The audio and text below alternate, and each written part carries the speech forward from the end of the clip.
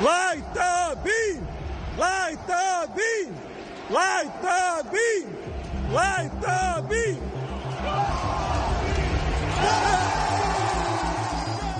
Oh, light the beam indeed. It's a little dark in here tonight. What do you say we light the beam? Welcome into a Tuesday night edition of the Sports Cave. Fellas, we might actually go back-to-back weeks with consistent Tuesday and Thursday schedule. Imagine that. Wow, he said we're going to do something different this year. Well, and that's and that is try to achieve a little bit more consistency in the program. Broadcasting once again live here on the north side of San Antonio, location undisclosed. We are exactly 2 weeks away now from pitchers and catchers reporting to Surprise, Arizona. 14 days till the Rangers pitchers and catchers, 15 till the Astros, and then, yes, 16 for your Yankees. I did give you, let the people know I'm not. Everybody stand up, get in the crouch position, get ready to catch that fastball. Oh, I thought this was going to be an Aaron Judge all rise because he's on the cover of MLB The Show. Well, that's a given. 26. Well, it's the first time he's ever. I think it's the first time he's ever been on the cover. Yeah. Oh, they didn't want to give it to him as a rookie. Well, I mean, he's been in the league for what, 9 years now? 7 seasons? 8? Yeah. So, I mean, 2017 campaign was his rookie of the year. There were probably times they could have given it to him, but no. Alas, it's not going to be much longer till we need a new countdown. Only 14 days till pitchers and catchers. Got a lot to get to tonight. Hope everyone out there was safe and didn't have a absolute hellacious weekend with the weather. Yeah, just don't talk about Puma's glasses. Don't talk about Puma's glasses. Well, what's wrong with Puma's glasses? We'll get to that. We'll get to if you're watching along live or if you're watching the video version of the show, you will notice something different. We're going to talk about that in the weekend recap. You got to talk about your music while you're wearing those glasses. I need to know what's new hip, and so I can be like, you're so cool. So I'll hit you with not a new hip, but these glasses make me feel like the Virgin Boys. They make me feel like, well, that's the Viagra Boys, and they're still quite excellent. No, it makes me feel like an old rock star. It makes me feel like Jeff Lynne. Does that name do anything for you? No, it doesn't do anything. That's a cool name. Lead singer of ELO, the old Electric Light Orchestra. Everywhere he went in life, he always was in sunglasses. Dude, I'll tell you. Find a picture of Jeff Lynne without sunglasses, and I will celebrate your ability to Google search. It's difficult. Oh, no, man. I'll tell you, there's a reason I would wear sunglasses all the time if I was famous, because if someone flashes a light in my eyes real quick, I get like PTSD for some reason. It's not like I was in Nam or something like that, but it triggers me. I'm just like, what? Who was that? Who's taking a picture of me? Well, speaking of triggering you, but really more speaking of Nam, today it's almost, I swear. Oh, what? I stopped sending you the run sheet because you don't look at it. I don't. And I started just telling LG, what video we need for the show, what I had sent him. So he doesn't need to see the run sheet. So neither of y'all have seen the run sheet. Is it like National Nam Day? It's National Vietnam Peace Day. Oh, my God. This is every January 27th marks the official end of America's involvement in the war in freaking Vietnam. Oh, man. I was watching the Ricky Gervais stand-up that won a Golden Globe. Up, thumbs up, down? It was hilarious. Okay. It was hilarious. Very edgy, but he was like, we could just be like Nam and just, if it doesn't work, just wash our hands and stop. He's British, but he's got a good point. It definitely pushed the lines on a lot of like. Was it edgy or edgelord? Like, was it funny edgy or what's edgelord? Edgelord, internet definition. It's like it's where you try to be edgy, but it's really actually cringy. I think Like, it was think of your more- typical 4chan poster. That's an edge Oh, lord. where you're trying real hard. Exactly. On it. Yeah, you're just trying to be edgy. It's not actually Nah, funny. it was edgy because you just want to say the word, basically. It was edgy because he was talking about all the backlash he was already getting, like from hosting the awards, the Golden Globe Awards. He's hosted it 5 times. And the last time he hosted it, how they tried to silence some of the jokes that he did. But he said like retard a lot of times and stuff like that. And he's like, there's a way of saying it, and then there's a way of using it. I'm not calling anybody that, but we can have an adult conversation and talk about retarded people. See, this goes back to the couple of weeks ago when we were joking about words with words having context and meaning, and all of the gray area that is so much fun to argue about what words we can and can't use in a. One of them was what's that show that does the little karaoke in the car? Jim Cornyn or He's gone now. James Corden. Yeah, he's like, yeah, James Corden. You know, even though he was in Cats, he still was the biggest pussy. Okay, see, and now And they're like, you mean pussy as in a cat, right? And he's like, sure. sure, that's exactly you determine, and that's why it passes FCC muster, because that's exactly what he meant. As long as that's what you believe. No, we've got a pretty jam-packed weekend recap, obviously, with everything going on weather-wise here. Not to mention everything going on that we heard Wemby speaking about earlier today, actually, about everything in Minneapolis. We'll get to the weekend recap, of course, here at the top. Got to talk Spurs notes. Got to talk about that disappointing game from Sunday night against the Pelicans. I think you said it best right before we went live. For whatever reason, the Pelicans are every good team has one bad team. They just don't match up. It just doesn't match up well, and the bad team plays them tight every single game. Unfortunately, Wemby 0 for 9 from the 3-pointer line. He's starting to fall back into old Yeah. habits, man. We're going to talk about that because, unfortunately, it's a wet fart in a season of 82 games. It's not going to matter. It's not going to determine their long-term success this year. But got to talk about some concerning trends, as you said. Wemby settling more for the jump shot. Of course, main Seggy, we're going to recap our last weekend we had with multiple football games to talk about. I was thinking about this earlier today. Fun. The run sheet's going to get a lot more lean Yeah. starting after I tonight. told OG, I was like, I don't think we're going to hit 2 hours tonight. I- and then I was like, and he's If excited. I'm sure he is. You notice how we've just slowly stretched that out, and That's what she said. I bet we still get close to 2 hours tonight, but this will probably be the last one for a while. I don't know. I am pretty psyched about figure skating coming up next month. Hey. Maybe some cross-country skiing. I love the ones that go and throw some like, oh, I'm gonna do the real. They do the typical figure skating, ballet style music, orchestra, and then they're like, oh, this is now when I get my freak on.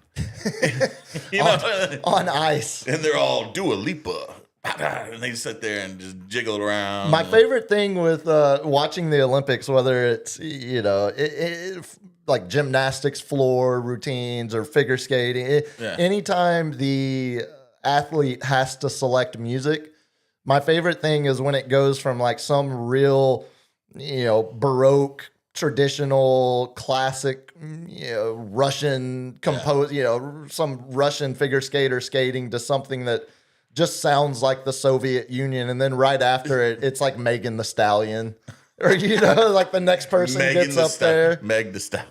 Meg. Meg. But you know who started that? I thought was Tanya Hardin, wasn't it? But Did you she's ever watch- did you ever- skating to "Achy Breaky Heart," like the white trash. I can say that. She was. Yeah, I can say that because I am. You see the mustache, but No, like, did you ever see I, Tonya with Oh yeah.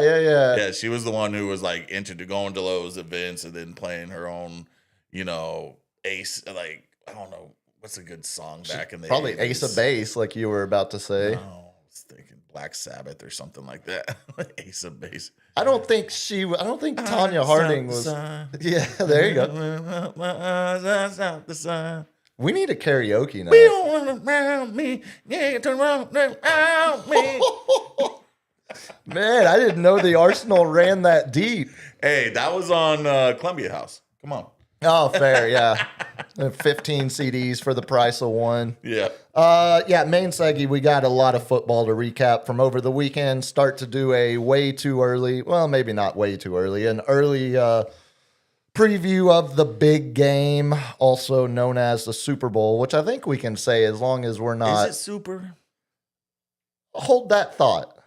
Hold that thought. Classic 90s radio tease.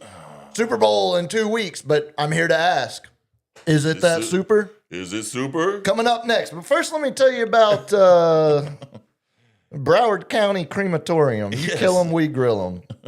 We've got some more coaching hires as well, we'll mention. And then in the main segment. And then, of course, closing out with a lightning round. 3 minutes before we went live, I had told LG, this is the video we're going to use to close out the show. I've got it. It's on the run sheet. 3 minutes.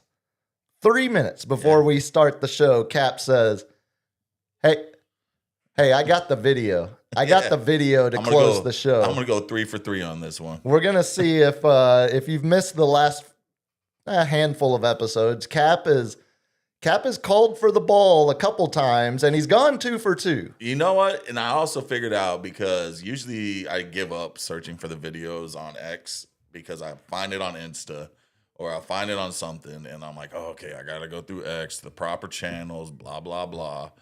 And then I'm just like, whatever. And now I'm just screen recording it and sending it through X, and I'm like, this is a lot easier. There's going to be a lot more content coming your way. Okay, I see. Yeah. Edgy. What about the German one with the ping pong balls? That's, just use your own imagination, folks. Use your own. Couple Germans. They give the patrons paddles. Okay, I'll say this, but that's a prelude. I will say this. That's a prelude. So that's not a prelude, because that better not be the video. First of all, second of all, the German couple that were being entertained by a woman in a sex worker, potentially Thailand. It might or might not have been. We don't even know if she's a ladyboy or not. We don't know any of the facts of the case, but we do know that that young German couple that was sitting in the sex club having ping pong balls fired at them, and you get to hit them back. They looked like they were in true love. It wasn't like he drug her there. Oh, no. It looked like she was enjoying it just as much as he was. But no. You put a little competition in there, a little sportsman, athletic. It looked like athleticism. It looked like the roommate and I playing Papa Shot. Yeah, you're like against each other, so to speak. A little bit of Papa Shot.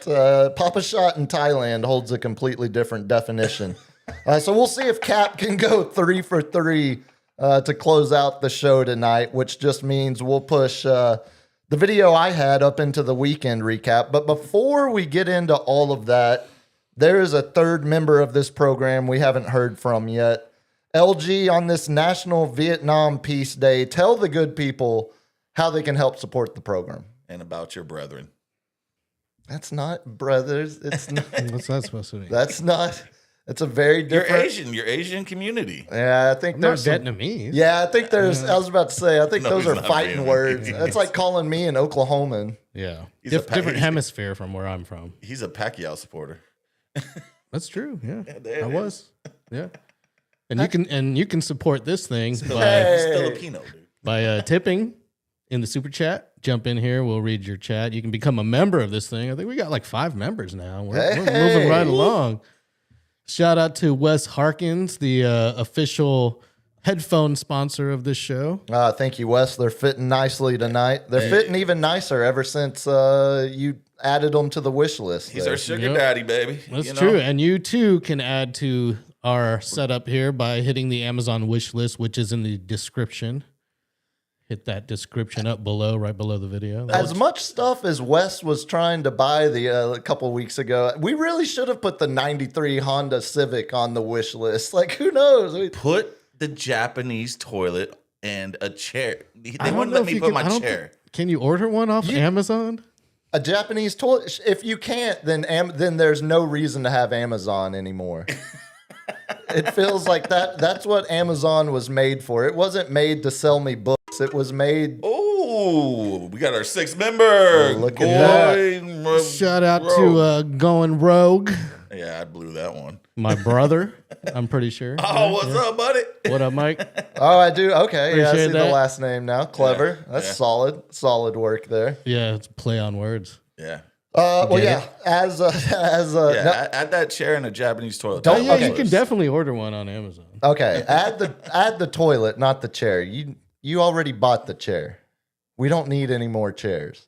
We've already been told we have a It strict. got a 1 star on Amazon review. Well, for then me. why the hell did you buy it? Oh man, it was cheap. Okay, It was see, cheap. you get what you pay for, and unfortunately, you got a 1-star chair. Maybe we should read those reviews. Or read some. I'm a 320-pound grown ass man, and this chair. It's been a while since it's been 320. Well, I'm not saying that's not your review.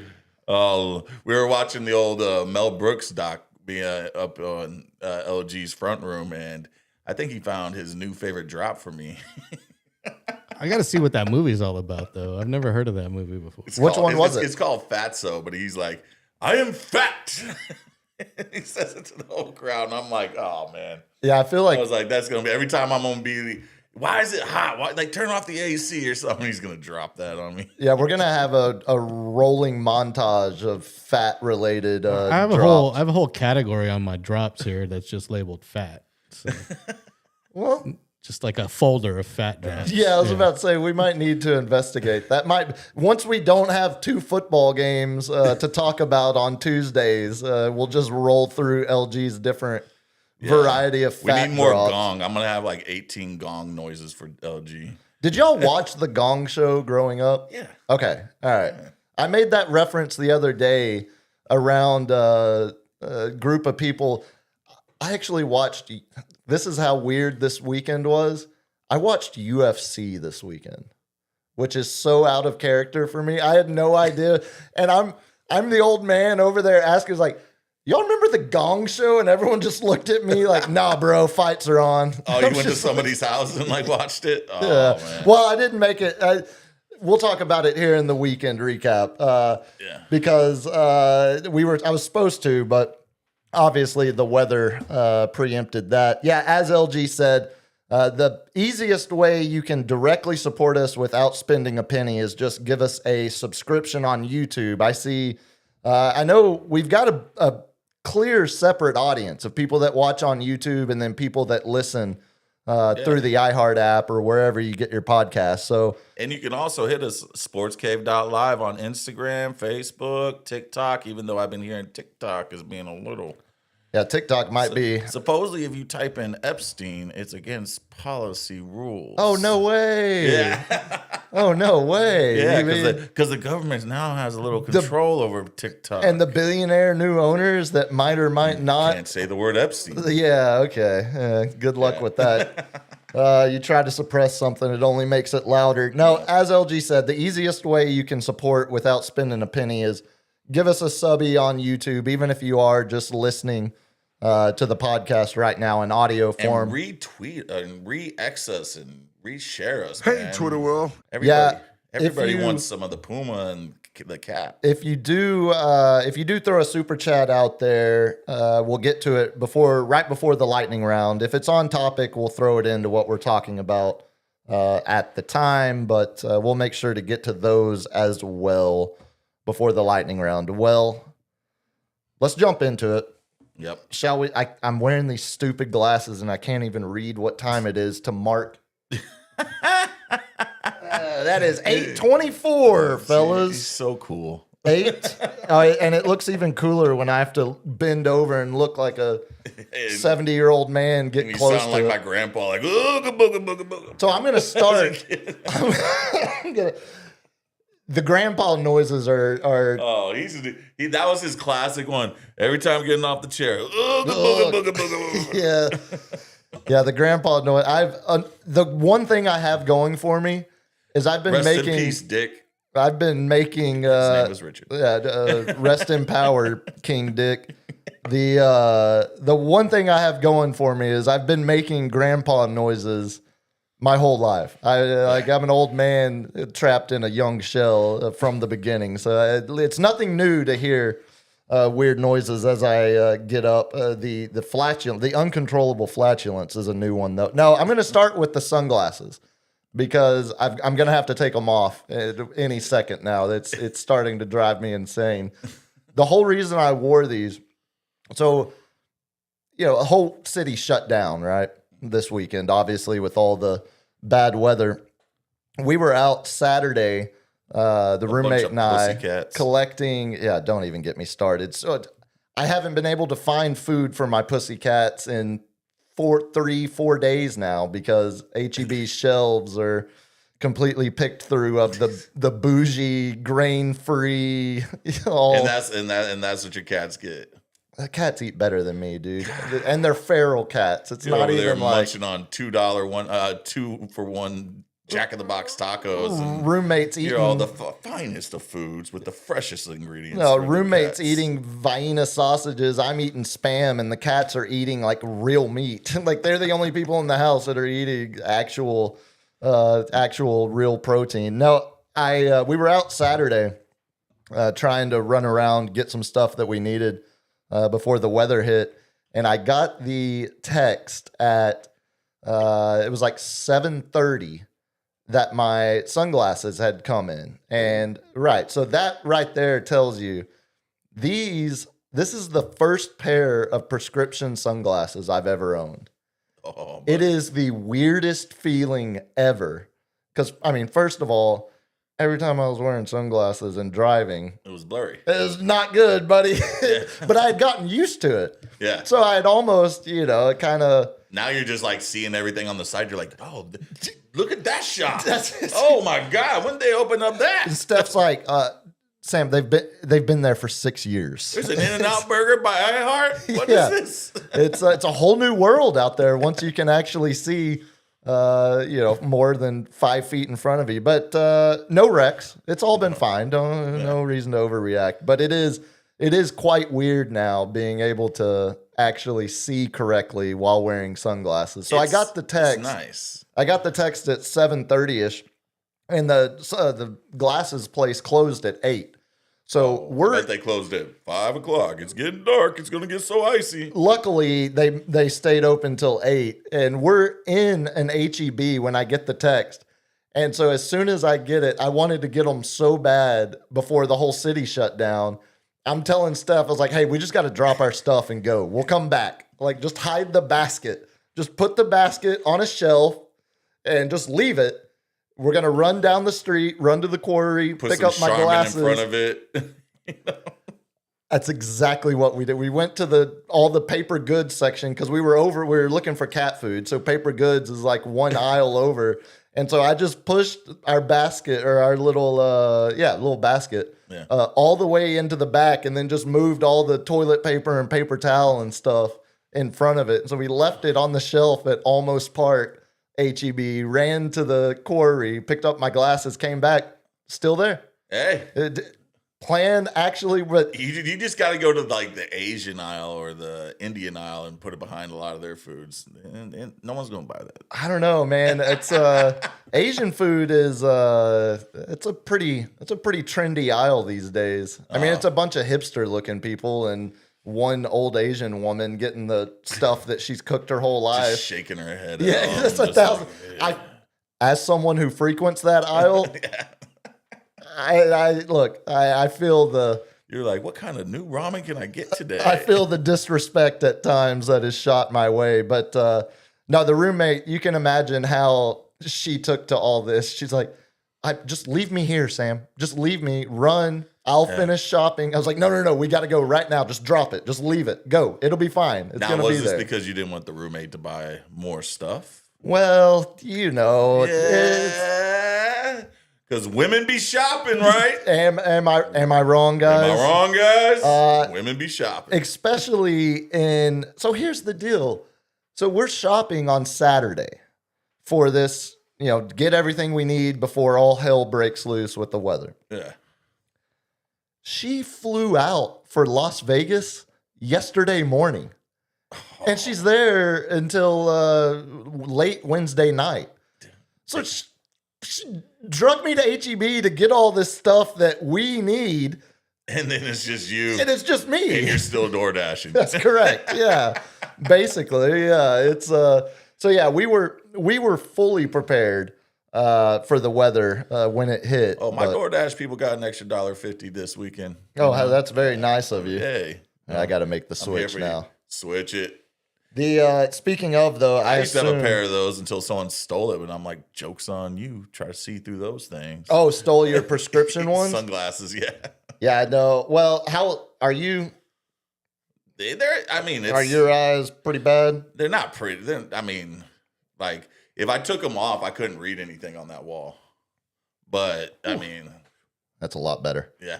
I can actually. But I'm seeing them I don't know if they're getting worse or whatnot. But I didn't wear glasses until probably 38, 39 years old. Well, that's unfortunately I was. But I worked out in California and I was underneath a lot of light at that point. Yes.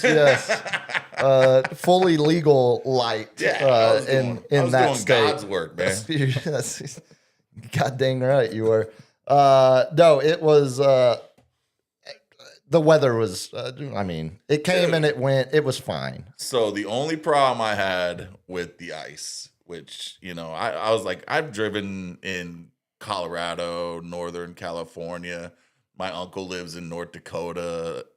We had Snowmageddon, 4 years ago here. So I got a 4-wheel truck. It's just, there's rules to it. Be careful. I think most trucks are 4 wheels. 4-wheel drive. Gotcha. Didn't. I couldn't help it. Nope. Grandpa joke. Grandpa. Oh. But I just don't drive over bridges. Be careful. Don't hug the inside lane. Stay where you see tire marks because that gets off the. There's just simple rules to driving on it, and you'll be fine. But the only problem at my house, I cheaped out when I got the gutters.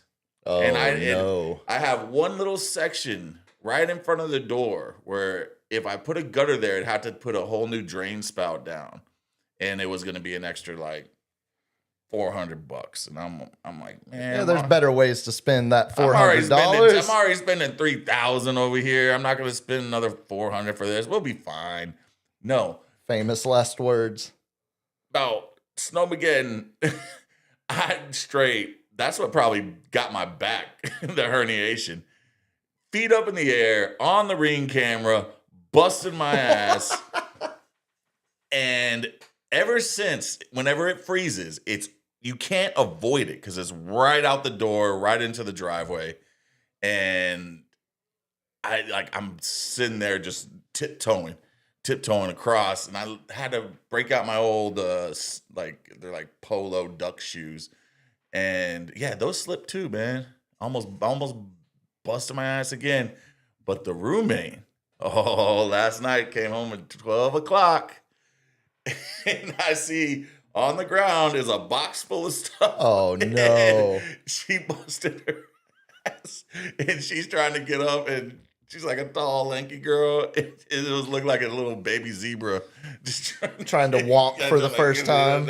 I'm like, oh man, I should have texted her and been like, yeah, it freezes right there. Yeah, that one spot that everyone walks through. That you're going to traverse daily anytime it's cold. And she was like with her friend all weekend, so she wasn't around during the freeze the whole weekend until last night. She walks through that, and it's 12, and I'm already in bed, and I'm just like, I just saw the ring, my little ring, and I was like, oh no, she slipped on her ass. Knew I know exactly she did. what happened.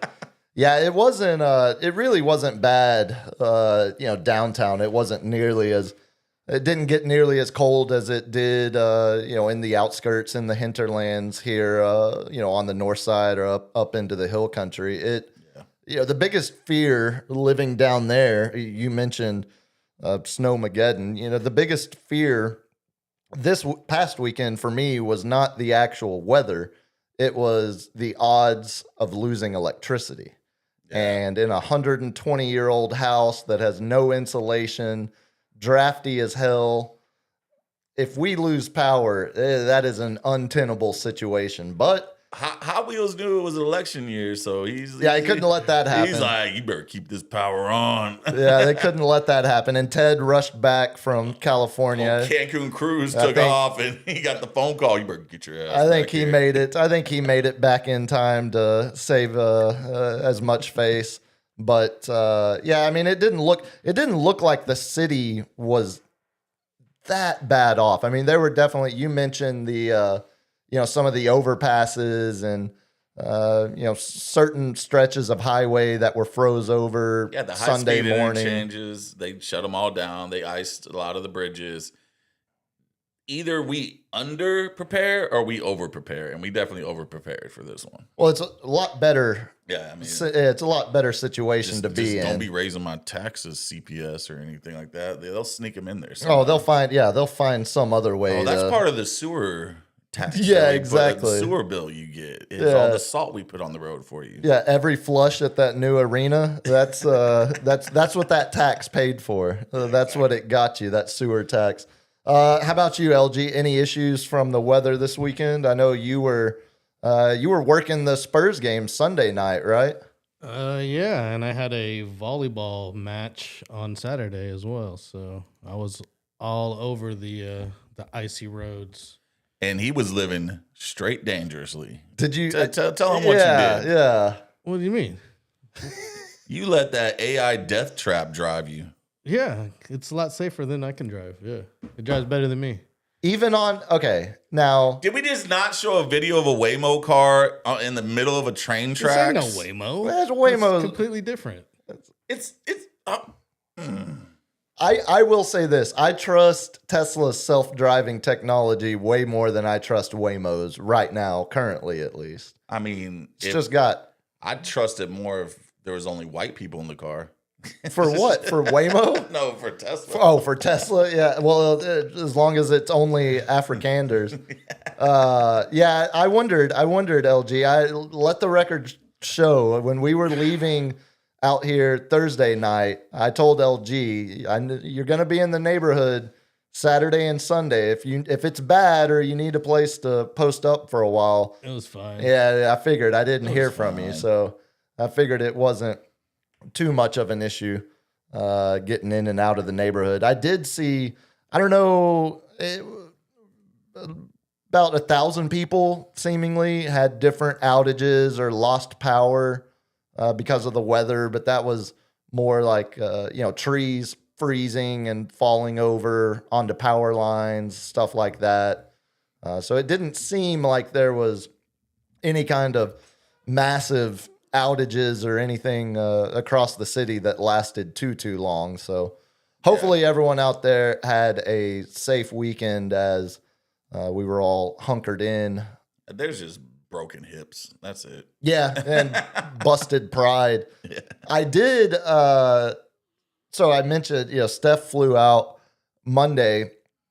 So Saturday night, we did Saturday afternoon, evening, did all of the shopping, prepping for the storm. And then Saturday night, UFC fight, I had been invited. There's a dude that lives in the neighborhood. Him and his wife moved into the neighborhood last year, and they're newlyweds living in the neighborhood. They're gentrifying the crap out of my neighborhood is what they're doing now. We bought this house for $60,000 and renovated it for another $140,000. And we're going to sell it to a venture capitalist firm out of Utah, and they're going to rent it for 3 times the market value. No, they're not. They're not one of the. They're not one of the gentrifiers driving up everybody's taxes. They're good people. He invited me over Jeremy invited me over to watch UFC, but right as it was like 9 o'clock, and right as we were about to drive over there was the one stretch where we were actively getting sleet and frozen rain, and Yeah. the roads were starting in our neighborhood were starting to because it was cold enough for the sleet to stick for a while. So I strategic you know how big of a UFC fan I am. Oh yeah, you were trying to gun it all the way over. I mean, I wanted to go watch Paddy Pimbleton against Gaethje. Paddy. Come on now. Pimpleton. Yep. Pimpleton. I saw him on a eating video with that beard, the big beard meets food guy. He was on one of his videos. That was the first time I'd ever heard of the guy. And then my buddy's like, "Hey, you want to come watch Paddy fight this weekend?" I was like, he's a funny guy, man. Seemingly, yeah, he was pretty good on the video. He's like the next McGregor, where he's like, you can tell he's just having a good time, and he'll trash talk. He seems like a marketing dream for UFC. Very, very easy to market. Didn't do so well though.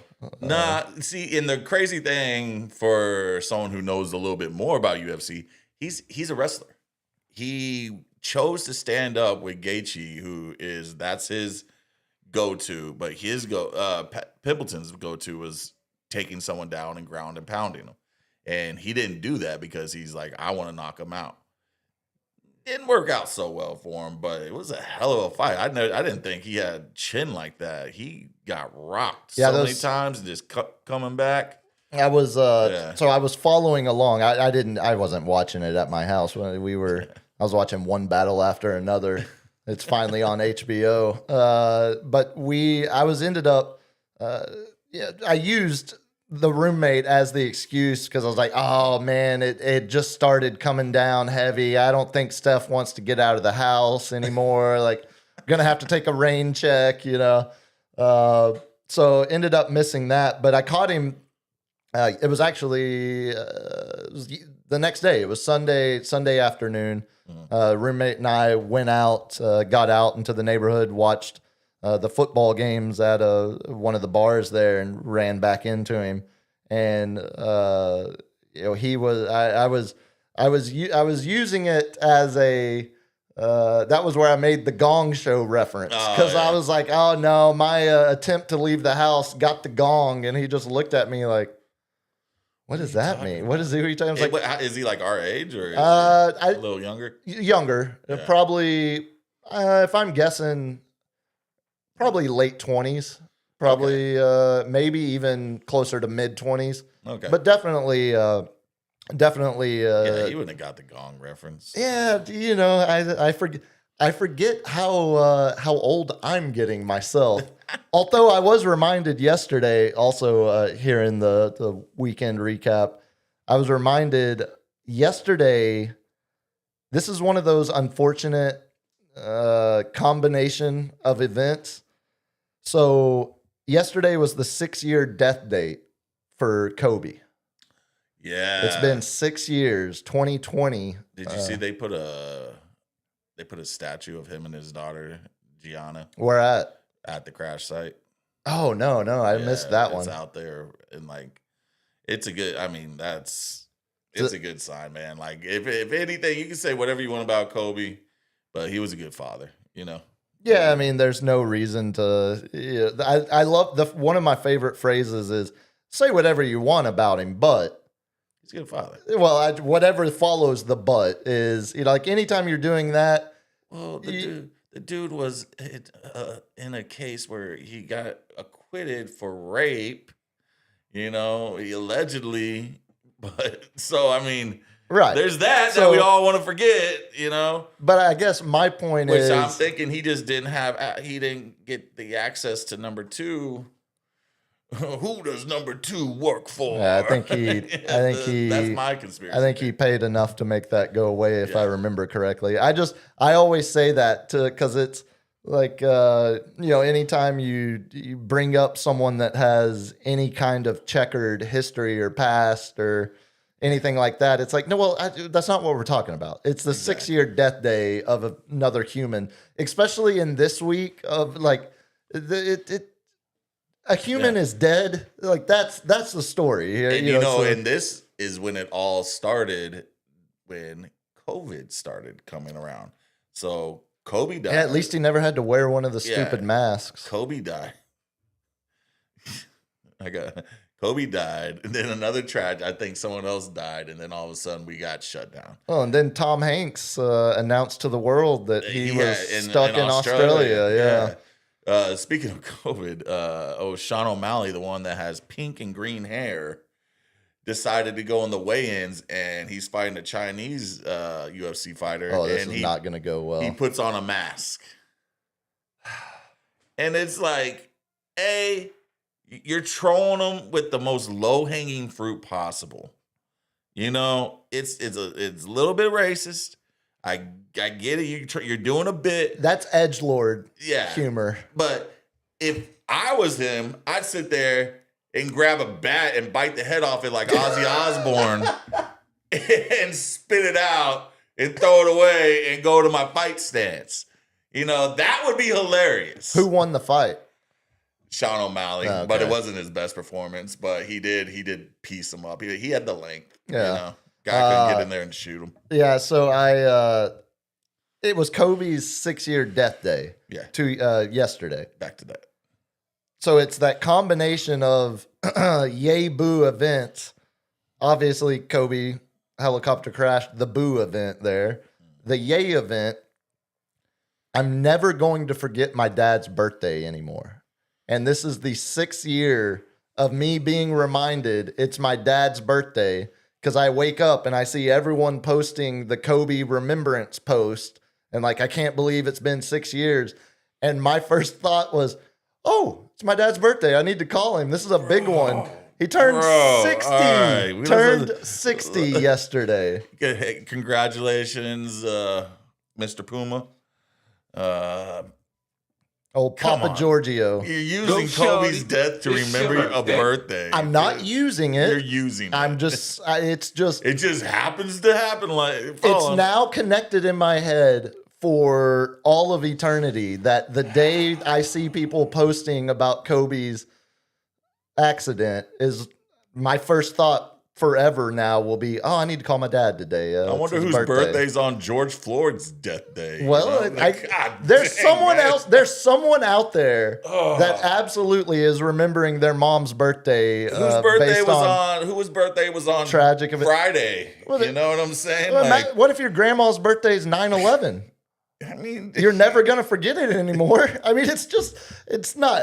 You're making this sound like it's a bad thing. no, it's true. It's just something you don't. It's faux pas to talk about. Oh, Like well, bad taste. that's the subheading of this podcast. It's faux pas to talk about. ... Bad taste. That in this segment of faux pas to talk about. No, it on was good. Sports Cave Live. After I remembered, I called my dad. Talked to him for a solid hour and a half. Nice. About 30 minutes of that was bitching about Jerry, which is good. He's 60 years old now, so he was born, right before the Cowboys, He was 70s Staubach. Cowboys. Yeah, he was Staubach As a and kid, Landry. Yeah. that was what. So he was about the same age when it was Staubach, Landry, glory days, as I was when it was Jimmy, Aikman, Irvin, Yeah. Emmett glory days. So talked to him for a good while. Also got he's a big seam head and talked a lot about the Rangers trading for We gotta get him in Mackenzie on. Gore. Can we do like a phone call in on one of these shows? So I was gonna try to do it tonight, but because they're still snowed in up there, up in they live Does he south stay of up till 8 DFW. o'clock? Yeah, he's not My dad sundowning doesn't. yet. My No, dad's he's like 7:30. He's like, this is a late game, and I'm like, Jesus. This is where this night owl was formed, staying Oh, up yeah. till 3:30 in the morning watching British comedies like Are You Being Served and Red Dwarf with my dad back. No, so what they were doing last night, he was catching up. He records everything. Records that because YouTube TV, unlimited DVR. Oh yeah. He was catching up on episodes of Jeopardy he was behind on, right? Oh, buddy. He was watching the Jeopardy episode that aired June 19th of last year. Wow. That's how far behind so he was celebrating big on his 60th birthday, catching up on. Sir, you just gotta bite the bullet and start now because they're gonna have Kurt and Vince coming on now. Yeah, he doesn't care, dude. When we went up there for Christmas and walked in the door for the first time when we got there, I think he was watching the Penn State Indiana game from, late in the season. He was like, well, I hadn't gotten to it yet. I heard it was a great game. It's been on my list. I'm just watching a year and a half old Jeopardy, dude. Exactly. You're never going to get caught up, but never change, Pops. Love you. Yeah. But yeah, it was. That's good. That's his, so my go-to, which I'm good at, is Family Feud. If I ever get on Family Feud, we need Sports Cave Live. Let's go to Family Feud. Just run with me. I win every time. I get the top answer 90% of the times. I believe that because you're a people person. You know what the people are thinking. I know what they're thinking. Yeah. That was not a slight. I genuinely believe that you would dominate. Oh man, that final round. Yeah. I'm we don't need him. Just sit down. I'm gonna get it. We're gonna roll it first. I'm gonna get 200 on the first round. Yeah, and then you'd get what would happen is you and I would be paired up. You'd get 160 on the first round, then I'd get 30, and we'd end up. You just see me shaking my head what is wrong with you? Well, everyone else is clapping. Oh, good answer, Sam. Good answer. Oh, shout out to the Tires family. Someone I know that went on Jeopardy, went all 5 days, but lost on the 5th day. And they told me about the whole experience, about getting bussed in and having to stay in the hotel out in LA. And he's it's funny. You think I sweat. This dude's like a sweat. And he's wearing a full-on suit, and I just see him just drenching. He's like, dude, I had a towel underneath. Every time they look away and take a break, I had to wipe everything down. Yeah. He looks like the old what's his name, Ford, the old Canadian politician. Doug Ford's little brother. I can't think of his first name. He was always sweating. Shout out to you, Tira's family and Jeremy. He's like me. He's a go-to. He's a ringer. So a couple other things from the weekend. We brought a cat inside. I know. Good for you. Well, is it? Yeah. You already have cats. We got 2, but this one was. 1 cat, 2 cat. Who gives a? Yeah, it feels like there's definitely a line, and I thought we were already at it.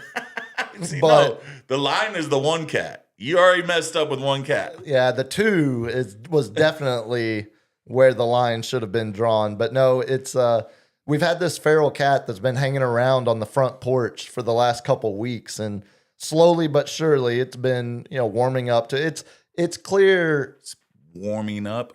Marriage check those ringworms on that cat. So that's literally. So hold on. Yeah. So I've had it quarantined. We brought it inside Saturday night when it started getting really bad.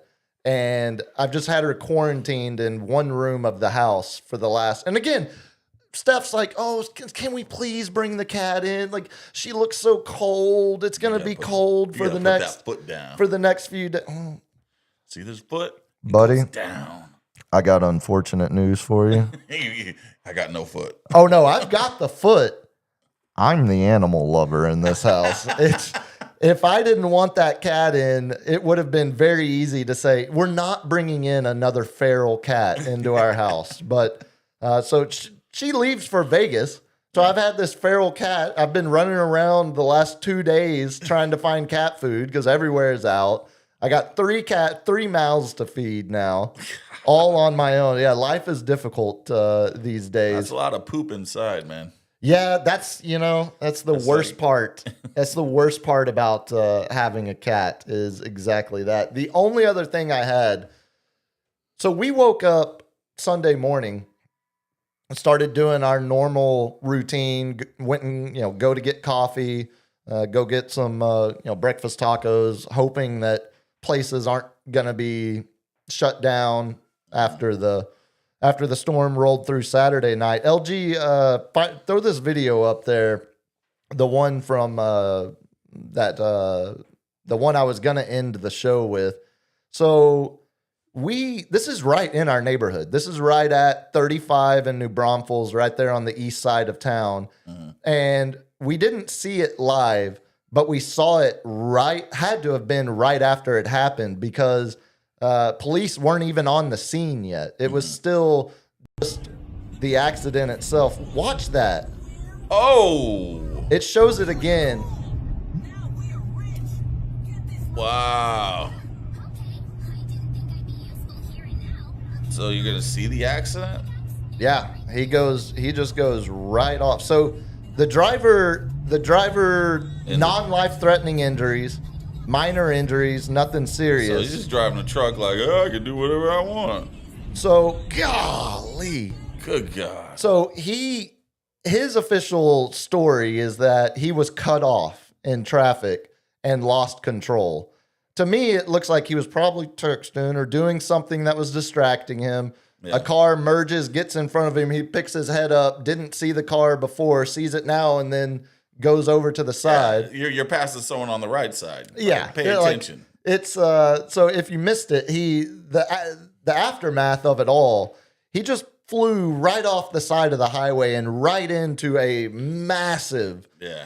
highway sign, like the full looks like That's a, not one of those breakaway ones. No, it looks like it looks like a erector set, you know. Yeah, it's the ones that tell you like exit here. Exactly. I mean, the massive signs. Eisenhower's a mile away. Yeah, he dropped that thing to the ground, just plowed right into it. And so we saw, as we were driving through the, there you go. There's a screen grab of the aftermath of it. North New Braunfels. And that was, like I said, when we drove by on the access road, there was no police or EMS, firefighter, no one there yet. It had to have just happened.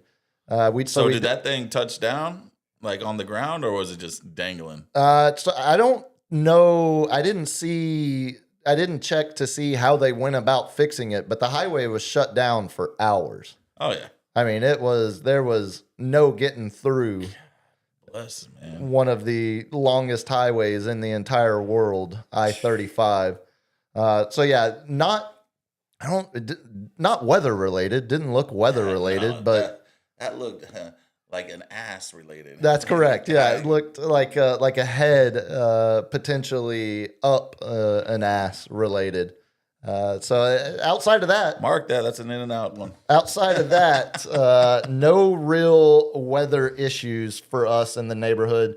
You want to move into some Spurs notes before we Yeah. talk main Suggy? Go Spurs, go! Indeed, Gina. Well, Thanks, Gina. yeah, I was about to say we can blame Gina for Sunday night's performance against the Pelicans because 104-95 loss at home to one of the worst teams in the NBA. Just a brutal performance. But again, kind of as I said at the beginning of the show, as well as this team has played this year, You're still second in the West. I'm not going to lose a whole lot of sleep for a really, really bad game Yeah. against a bad team. Steph Castle, he's going through a little mini slump right now. Ever since Christmas time, or like right before the new year, his shooting is down. His points are down about 4 points. His field goal percentage is down about 20 points. Yeah, the efficiency has plummeted a little bit. The 3-point percentage is about down 20 points. The field goal percentage is down about 10 points. He just got to break out of it. And I want you to fact check me on this. Did the Golden State Warriors make an offer to do a trade and extension, and he denied it for 120? Like, they offered him 120 mil. For who? Castle. Well, there's no.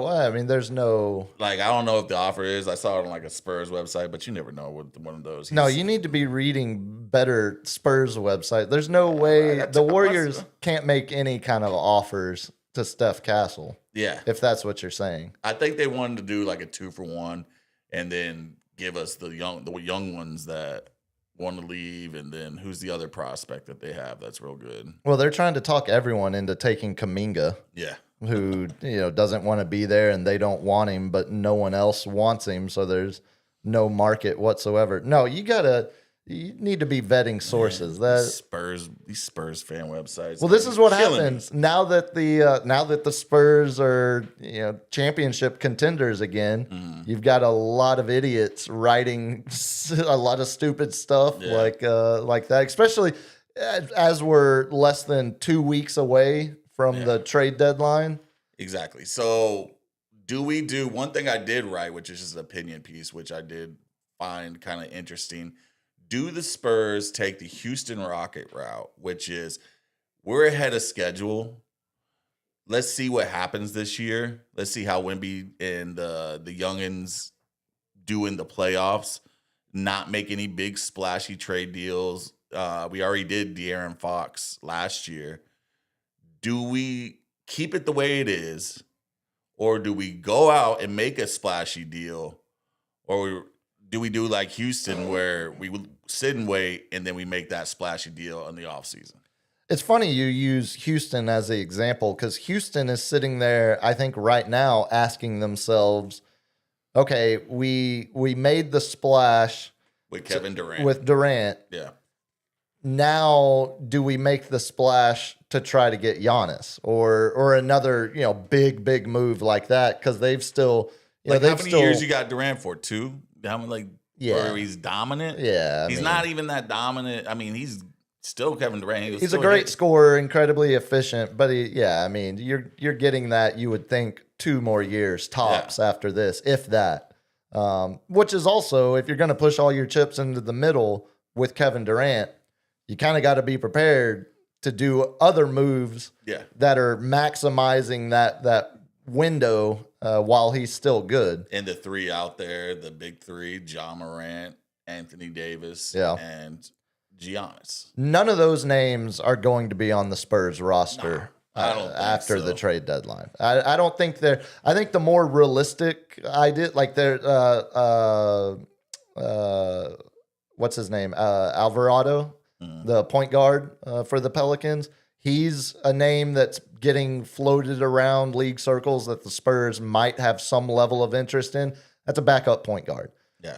They're not mortgaging any of their future to try to bring in a big name right now this year before Wemby's even ever played a single playoff game. I think it's pretty clear to me when they didn't jump in the Giannis dialogue in the summer, they didn't jump in the Kevin Durant trade dialogue in the summer. They've clearly tried to maximize their salary cap structure where they give De'Aaron Fox the extension at about the same time. They'll end up having to pay Dylan Harper big money 4 years from now. They're being smart with their young core, right, with the contracts they know they're going to have to give up. I think you're going to see they're taking the Rockets are, Phil Hellmuth, everything to the middle right now. The Spurs, it's very clear and not hard to see why when it's, RC and Sam Presti is doing it at Oklahoma City. They're doing the Thunder playbook right now. But we got so many draft picks. But that's where I think, the Thunder have just as many too, but that's the deal. Like Alex Caruso is a guy that the Thunder is perfect on the Thunder. Yeah. But he doesn't hold a lot of value on a bad team. Yeah. That's a kind of move that I think he's guys just like dog that can get in there. Which is like Jose Alvarado. I think that is more of your trying to make small tweaks without blowing up the chemistry of what you've built through successive drafts. So you're for a middle, like a compromise of the two. Right now, I am. Sit and wait, not making a splashy trade, but we just need to get a little something. I mean, Harrison Barnes keeps scoring in single digits and continues to have poor shooting nights.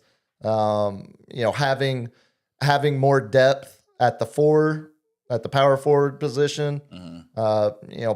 Potentially having a defensive dog like Alvarado Those are two smaller upgrades. I could definitely see the Spurs going that route, but I don't think there's no reason to rush this process when one, the Thunder are still the Thunder, as well as the Spurs have played them in regular season games. The Thunder are still your defending champions. They've got their own, Caruso, Hartenstein, veterans that in 2 years won't be on that roster. Mm-hmm. In 2 years, the Thunder probably won't be able to afford Lou Dort either, which is why they hold on to all of their future draft picks, because they know as they start to have to give, right now they've got the max deals for SGA, Chet, and J-Dub. In 2 years from now, they can't financially keep Caruso, Hartenstein, and Lou Dort. It's just not there. You can't do it. The money, the numbers aren't there. So they're going to have to move on from some of those veteran guys, which is why they keep their first round picks, why they draft guys like Case and Wallace, and they're great at finding second round and undrafted guys. So I think that's where the Spurs see the Thunder's window. They see the upcoming salary cap crunch they're going to go through.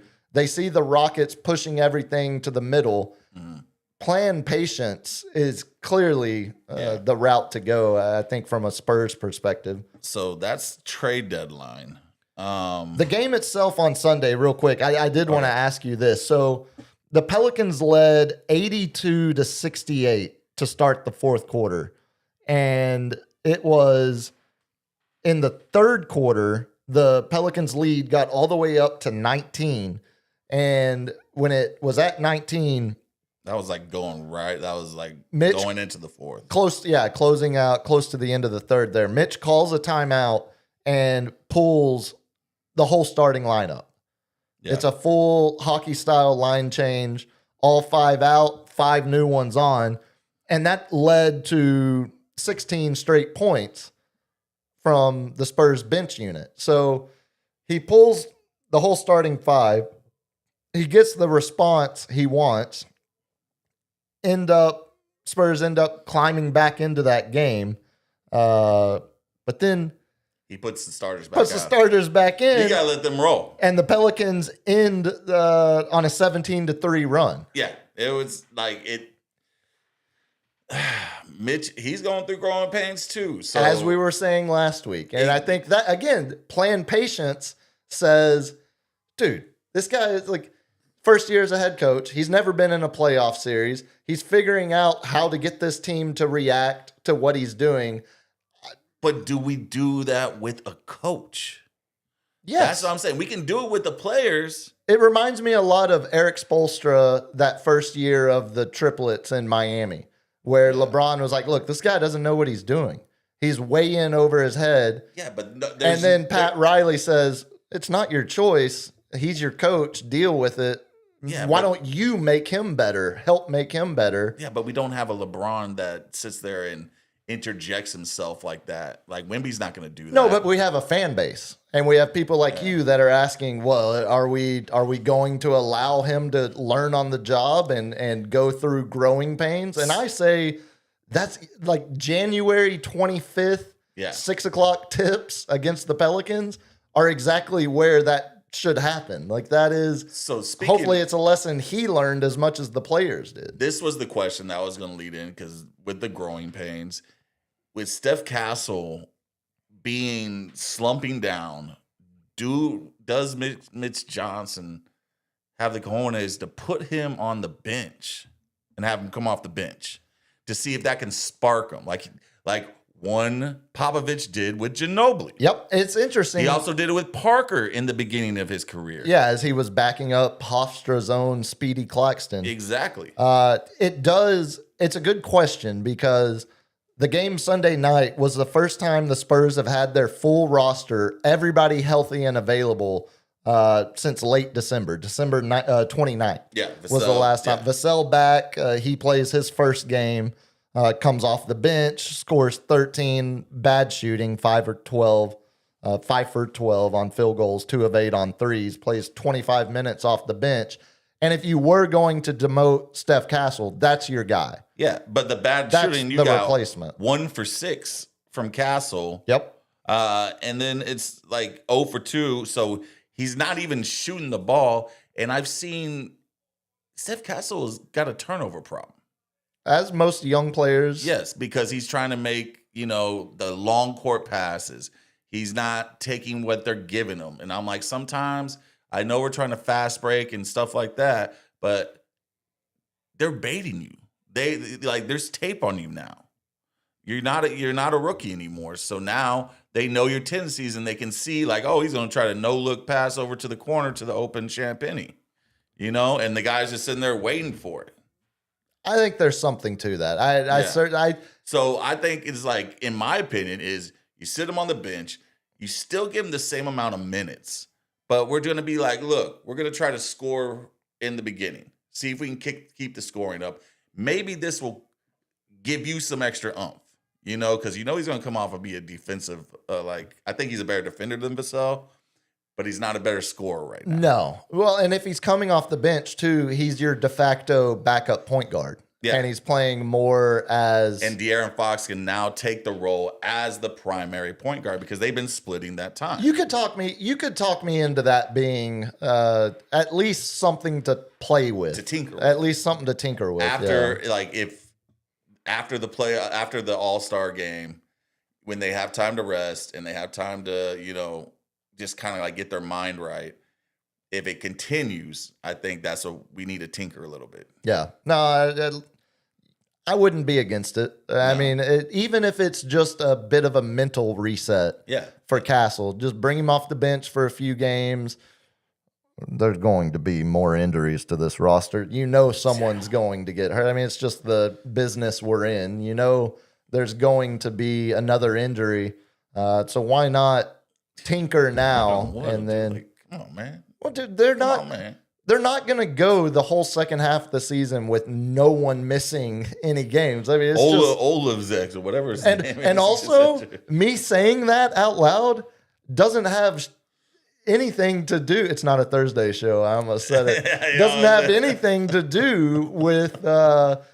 Momentum's not real. Exactly. Jinxes aren't real. Superstitions are for the ignorant. And this guy's number one sport is baseball. And he is not superstitious. That's correct. That's correct. You're a conundrum wrapped in a myth, mythology, all of it, the unknown. Yeah, and then rolled in a swisher.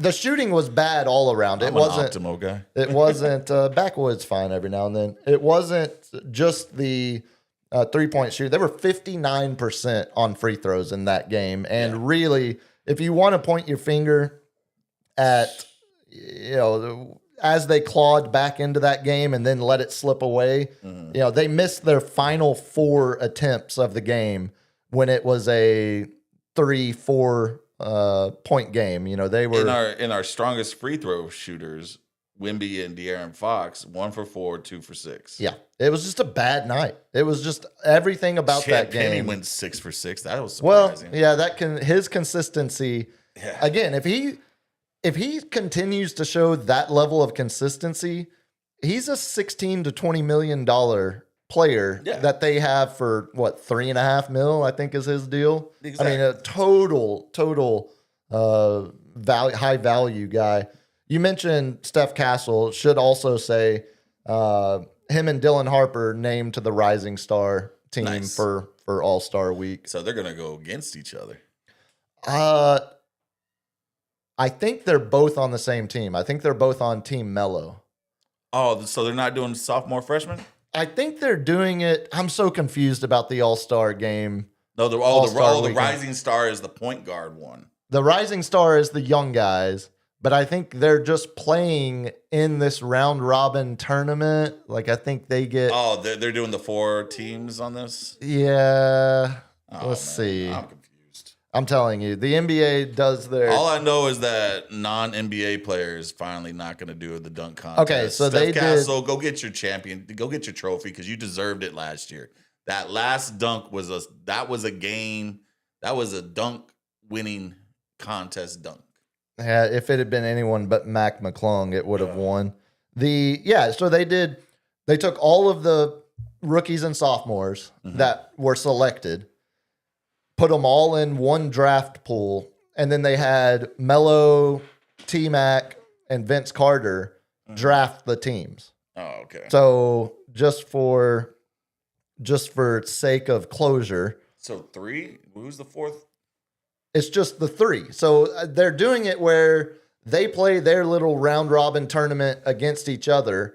The best Rising Stars team gets to play in the other one that is one world team, 2 American teams, and 1 Rising Stars. Are you following? It's great. It's going to be great television. And Kevin Hart was probably going to do 20-minute stand-up that no one wants. And I'm sure Chuck and Kevin and they'll leave Ernie Johnson out there. They're not going to talk any crap about that at all. So Team Mello looks pretty stacked. Do you want to hear it real quick? Let's hear it. Cooper Flagg, Reed Shepherd. We saw Reed Shepherd go off against the Spurs last week. Steph Castle, Dylan Harper, Jeremiah Fears, Donovan Clingan, and Colin Murray Boyles, who sounds like a British World War II general. Oh, Boyles. Colin Get Murray over here, Boyles. Boyles. So yeah, I think they have the 2 best players. I mean, they got the best 4 players. Like those first 4 were just. Yeah, I'm looking all future All-Stars. Looking at the rest of the team. So Cooper Flagg got snubbed as an All-Star. Yeah, I don't think he got in. I don't think he got in. I think they did the Wemby treatment on him. It's like you gotta wait a year. Yeah, I'm not a big fan of that. I mean, clearly, if you're doesn't matter if you're a rookie or not. Wemby should have been an all-star that year. Cooper should have been this year. Did you see LeBron just throw a hissy fit for not being named an all-star? Was this from another one of your well-vetted? He said it's an absolute sham that he wasn't selected as an all-star, and that everything that he's done for the NBA. Yeah, I think you got ball sacked again. I got ball sacked again? Oh my God. Yeah, I don't You're telling me that just seems like totally LeBron. That's why it's AI, so easy. This is why I hate AI, dude. Yeah, I hadn't seen that. I think that might be like your Steph Castle Warriors trade proposition. You have anything else on the Spurs though? They're back at it tomorrow night. Get to try to bounce back over in Houston. Yeah, we play at Houston, so and it's 8:30, which really means 8:45, 8:50. It's a second game of the doubleheader on ESPN. So we got Vassell back. We own one. They celebrated a little too heavy last time for winning it. So, KD, get ready to eat some. Yeah, hopefully they can get back on the right side of things. Let's move into the main segi here. 9:17. We got a couple football games to obviously talk about. The Super Bowl is set. Seahawks v. Patriots, 5:30, February 8th at Levi's Stadium.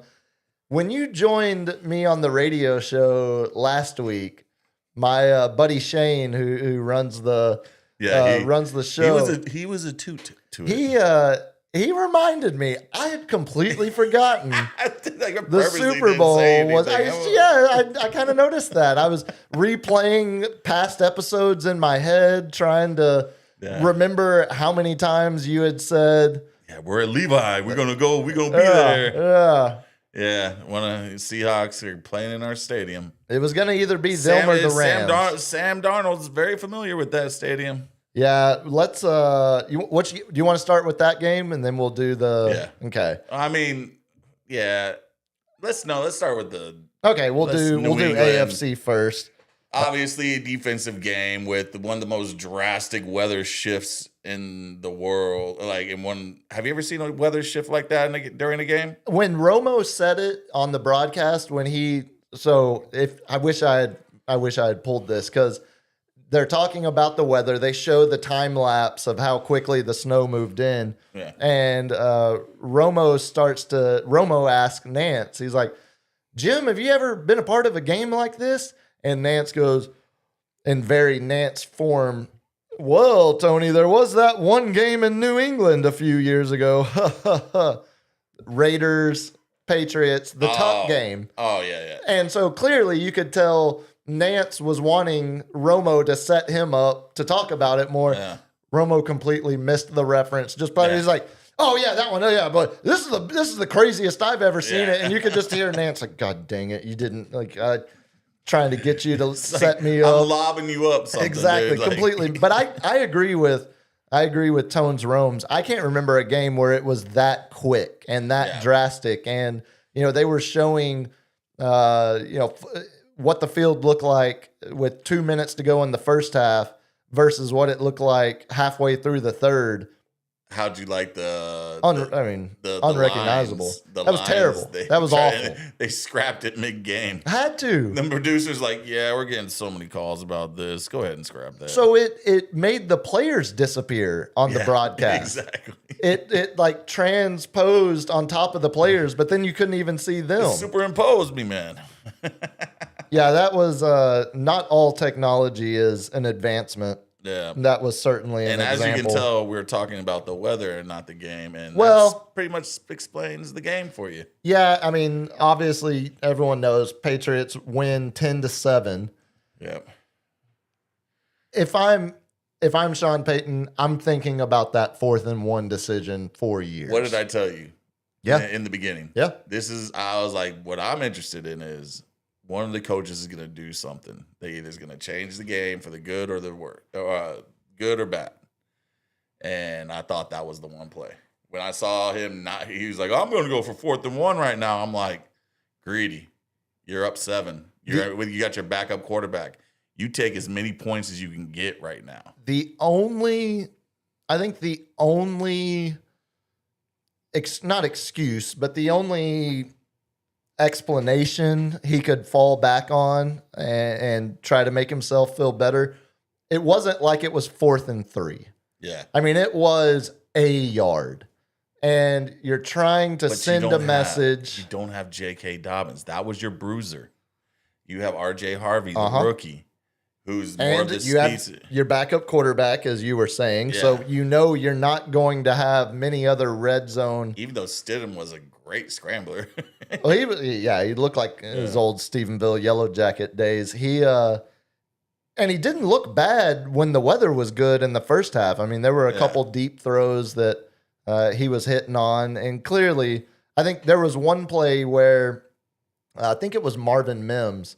He dropped the ball. We dropped on that screen. That would have been a 30-yard, potentially house call. I mean, 30 yards minimum, but looked like it could have gone for a touchdown. Because the way that those Sean Payton offenses, man, like Stidham, this is why I actually believed when, the Broncos talked all week leading up to this game that, no, we feel like we're going to be fine with our backup quarterback. We're not worried about it. It's because that offense is not difficult. Bo Nix wasn't he's not an all-star. No, man. no. So the defense has been dealing with this all year, and every once in a while, Bo Nix was put up 30 points, and you're like, hey, bonus. Yeah, the average yard per passing attempt in that offense is not. Yeah, it's not long. It's a lot of screens. It's a lot of quick throws. That's Sean Payton's specialty. It's 1,000%. And so when that play specifically, when Stidham sees the defense, checks out of the original call, sends a guy in motion, so it creates isolation, weak side, single receiver. That's where, to me, that is why the Broncos thought they were going to win that game with their backup. Because as soon as he snaps that ball, there's 2 offensive linemen that are pulling out to be the lead blockers for their fastest wide receiver. And that should have been a huge play. Yeah. He drops that one. And then, of course, Vrabel's going to be like, you ain't going to get that one on me again. Exactly. You showed him one time, and that's all it took. It's not going to be there the next time you try to sneak that past Vrabel. It's like that fourth down with San Francisco, and they got to see our play, and it's like that's why Shanahan was so frustrated. Mad, Yeah. See, I snuck it in there. You San did. Francisco talk. You did. I didn't. Well, it was applicable. That's my only one. That's my only one, gentlemen. It was relevant to the topic of conversation. It wasn't a random 5-minute Brock Purdy diatribe Well, in Drake the middle May of. reminds me a lot. Like, I'm just, There it is. There it is. So, do you know off the top of your head how much money the Patriots spent in free agency this past year? I don't know, but I know they were the high. They did the highest. Take a guess on how much guaranteed money they handed out. I think it was like, was it in the 200s? Like 300s? So 320 million. $364 million. I know a lot of it was on that defense, man. Yeah, 104 million to the one guy, and then 63 to Diggs, who's now gonna finally make it to a Super Bowl. And we get to see Cardi B in the Super Bowl. Suck on that, Taylor Swift. Yeah, well, yeah, that is quite the. Then we got Cardi B and Bad Bunny. Let's revolt. That's basically the casting call for one battle after another. Actually, now that I think about it, the 300 great movie. 364 million, and I say that you pigeonholed, you shoehorned in Niners talk. The Cowboys haven't spent. Oh man, they haven't spent a combined 364 million on free agents in the last 20 years. No.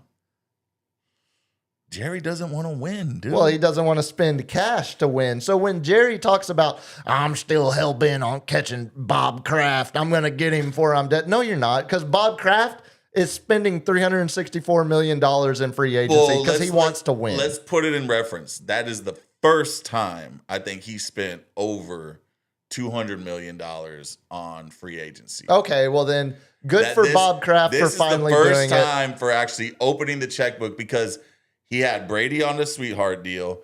He would get Edelman. The only time he really picked up any, like, the fanciest free agent during that run was Randy Moss. Yeah, and that wasn't even a big, that was a reclamation project at that point in Randy's career. Yeah, it was like. Well, then let's not use the Patriots as example. Let's use, let's use one of our biggest rivals in a team you root for. How about the Niners? Y'all spend money. Yeah. Or let's use the Eagles. How about the Eagles? They spend money. Yeah, they spend money. Or let's money. use because they want to win. Yeah. Let's use all of the teams that actually spend money. I do think, Kraft is like Jerry's nemesis. So I'm wondering if like Kraft is sending text messages to Jerry to be like, should have opened that checkbook, old man. Shouldn't have gone to that massage parlor, you perv. Yeah. He's like, go to another rub and tug, you dick. The Patriots 9-0 on the road, first team ever in NFL history. Wow. Pretty impressive, right? That's impressive. Well, let's keep it in reference. They had statistically the easiest road schedule. Like, all of them were under 500. So let's burn through it real quick, shall we? Yeah, let's. They at the Dolphins. Yeah, horrible. At the Bills. That's a good win. That was a good win. At the Saints. Yep. At the Titans. Yep. At the Buccaneers, which looked like a better win at the time. The Bucs were hot at that time. Bucs were hot. They end up obviously tailspin. At the Bengals. Nope. That wasn't. That was Flacco time. At the Ravens. Lamar was hurt. Yeah. It was the start of the Ravens' reascension, though. At the Jets, no, but division opponent, got to play them. And then at Denver, which is that. The win. Obviously, it's stupid to say, but the win Sunday was the biggest road win. Did they play Denver at the very end? Where it was? No, that was Sunday's game. Oh yeah, that was the game. Yeah. No, that's it. So the best team they played on the road this year, Denver, Bills. Denver in Bills, the playoff. The Bills had no defense. Right. Yeah. So and no receivers. Massive props. Stephon Diggs circled that game. Massive props to Vrabel for turning them around from a 3-4 4-win team to That's the problem Super for Bowl Vrabel team. for not being a petty little asshat like the coach from the Seattle to be like, you went through 2 division opponents to get here. How does that make you feel? Does that matter? Didn't matter at all. We were all about us. well, I We mean, didn't care who we played. clearly he was right. Clearly that's the right mentality to have because they went through both of them. He's lying his little ass Of off. course he is, but that's what head coaches are politicians. That's what they do. They're not gonna be honest with you in a press Shanahan would tell you, conference. yeah, no, this one means a little bit more to us.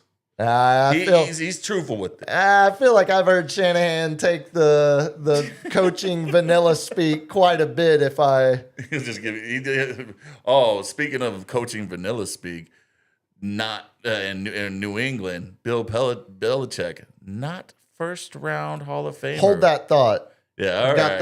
that. I've got that on here. Yeah. The both of these teams, so meaning Seahawks and Patriots, both of these teams in the preseason, when you and I were doing our, I should bust out my old notebook and see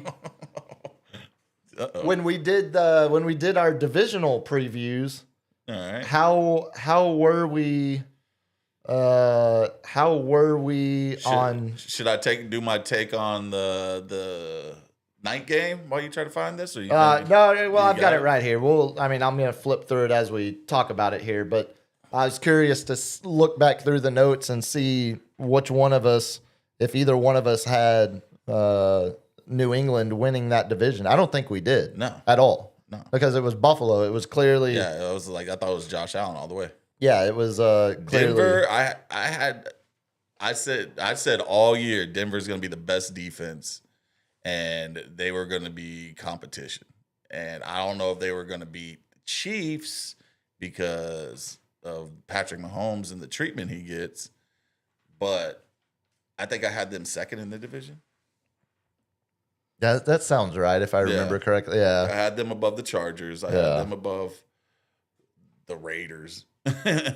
Well, yeah. I mean, Yeah, yeah. but So then I was like, the Chiefs and the Broncos are going to be in competition. So the Broncos, Vegas had them at 9.5 wins Yeah, during the preseason. They were tied with the Chargers, who were also at 9.5 on the over-unders. Predicted to, finish runner up to the Chiefs in that division. And then that's a good one, Robert. the Seahawks We'll get into that. were predicted to be a third in the NFC West in y'all's division. So I say all of that because during the preseason, Seattle and New England were both 25-1 odds to win the AFC and NFC respectively. Both of them had the 25-1. So they're tied. That 25-1 Is that middle of the road or bottom of the road? bottom. Well, it's closer to bottom than it is top. Okay, Bottom. The last time a team had, like a power bottom. I would say it's powerful odds for sure. The last time, I'm trying to make a goddamn point and I can't keep forgetting. The last time a team was 25-1 in the preseason and made the Super Bowl was Joe Burrow and the Bengals. Oh, wow. So like that kind of tells you, like, it came out of nowhere. Not a lot was expected. It's also the matchup with teams that had the lowest combined odds. Mm-hmm. It's the most underdog matchup of a Super Bowl in 20 years. If you go back and compare preseason odds to final, I mean, results. New England definitely had a schedule, but for Seattle, Sam Darnold won 14 games last year. They were going to have a better defense. Like, I was not shocked at how good Seattle was. I said it from the beginning of the year. They scare me more than the Rams. And if the Niners were healthy, in the words of Demo, landslide. So it all had to do with injuries. Like, every season, we can predict whatever we want.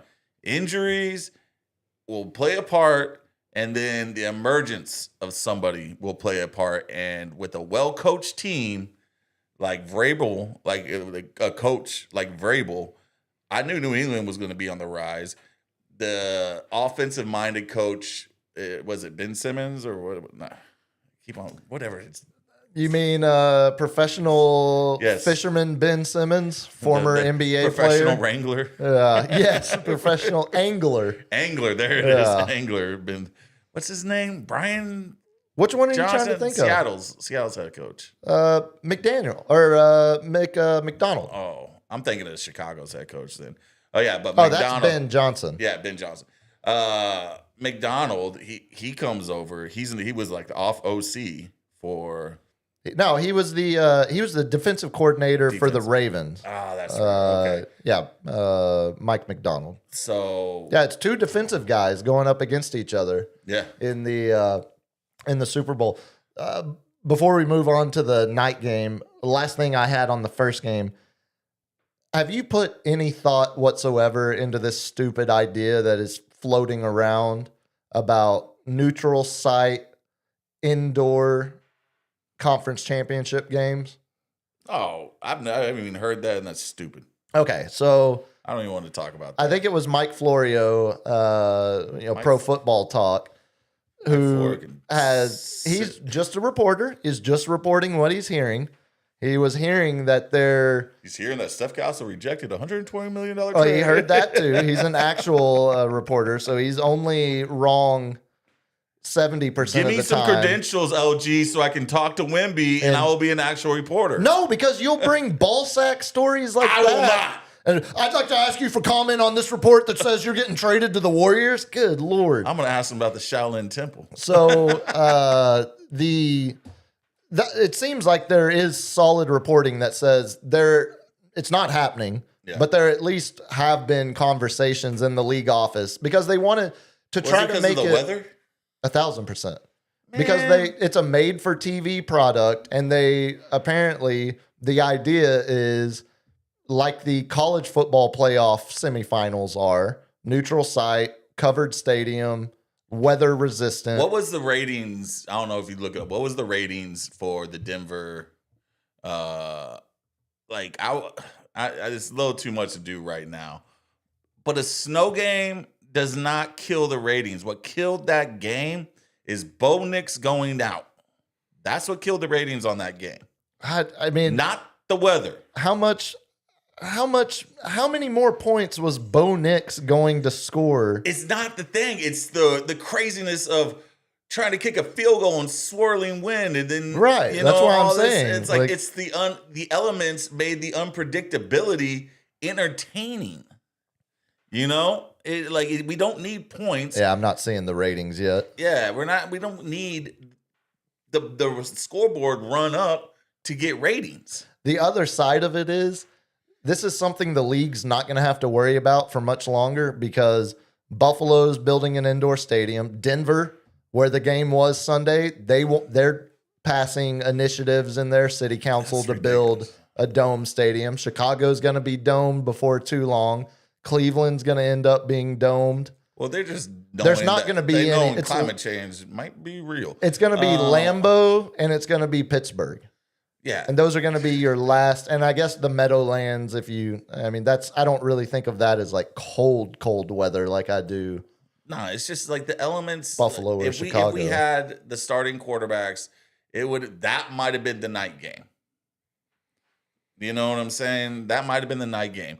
I still remember Those teams weren't gonna I still remember score- the snow game with Buffalo where James Cook ran for 200 and some yards in the second half. Those teams weren't going to score 58 points total, no matter who was playing quarterback, It's just because the defenses are so good. Yeah, Like, it that- just it blows wouldn't- my mind that they want to blame the weather, even though this year was a record-setting 15 fourth quarter lead changes. Yeah, it was throughout great. the playoffs, and the last closest one was 10. So we blew the doors off, dramatic finishes, and that's with outdoor stadiums like Denver, New England, Chicago. Yeah, we had the snow Seattle. game in Chicago, LA. Come on, man. I put that to rest, dude. Yeah, I mean, it's there are parts of me that can understand the potential viewing product being better than what we saw Sunday if that game had been in a dome stadium. But then I ask, like, but why? But like, what is the? Oh, we can't see the lines. Neither can they. Yeah, who Like, cares? That's yeah. awesome. Like Yeah, that's let's play football. Get playoff the football, I love man. seeing the blow, like the guys with the blowers going across. You know what I'm saying? you do. Remember? You do love seeing Yeah, that. a little Yeah. fluffing action. Yeah. But remember when they were sitting there and all the players one time were like kicking and where the field goal was, Uh-huh. and they were all sitting there kicking the snow off. Yeah. I forget which team that was, and it was like that was awesome. What was that? Not the Vinatieri Patriots Raiders? Vinatieri. Oh, I thought it was Vinatieri.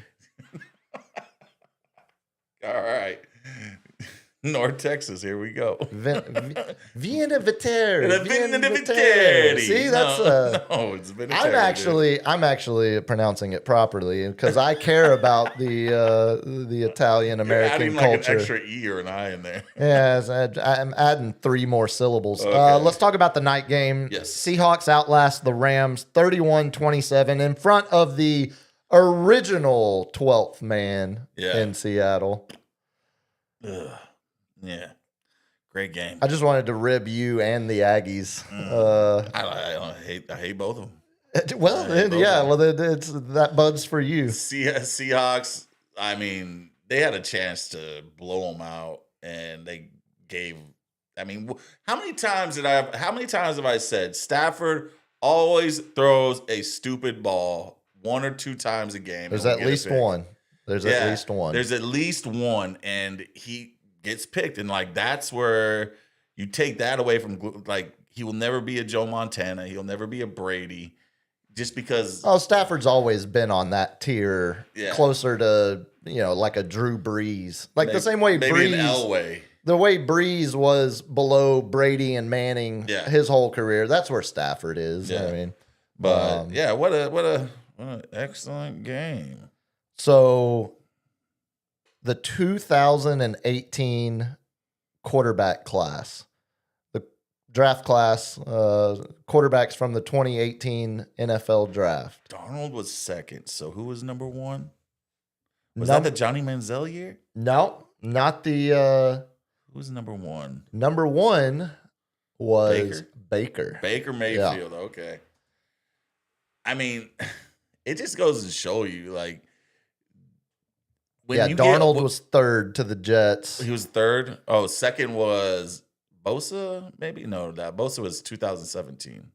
Was he? I was Yeah. going to say that sounded right. Here, I'll just look up the whole draft while you're talking. Yeah. So it just shows you that whenever you get older and you've been through it, the game gets slower. So like pushing these rookies to go out there and play from college to this at 22, 21 sometimes, it's ridiculous, man. Like you're just setting them up for failure 9 times out of 10. You can't get that one magical person like Brock Purdy who will just go in there and we're just, done and here. just be very calm. I think it's more about if Brock Purdy had been drafted, Get him! if Brock Purdy had been drafted 3rd overall to the Yeah, Jets, that's a lot more pressure. he'd be a lot closer to what he actually is, and that's a bum.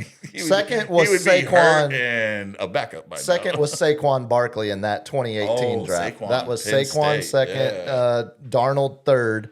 Your quarterback selected, Josh Allen 6th. Lamar Mm-hmm. Jackson was 32nd. Yeah, that was like the crazy thing because he just won his second Heisman out of Louisville. And everybody's wondering, is he not a 1st round pick? Like, And then Baltimore traded back into the first yeah, round. to Baltimore take was him. like, yeah, let me give up my 2nd and 3rd round pick and let me get this guy. Also, the forgotten man drafted 10th that year to the Cardinals, Kyler? Josh Rosen.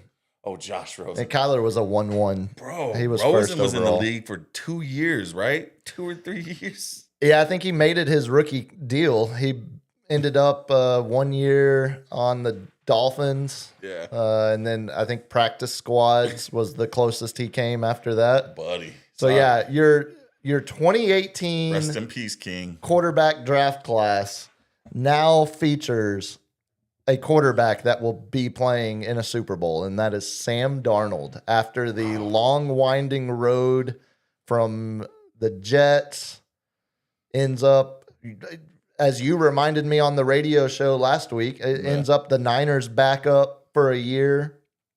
Actually, outplayed Brock Purdy in preseason and training camp. If you go back and read those headlines from Niners beat writers, it was Sam Darnold. It was the Niners have a Darnold problem because he's actually the best quarterback in camp. He had the better arm. That was Brock. That's Brock Purdy. Still, he's working on it. Darnold's damn good. He's good, and he's 28.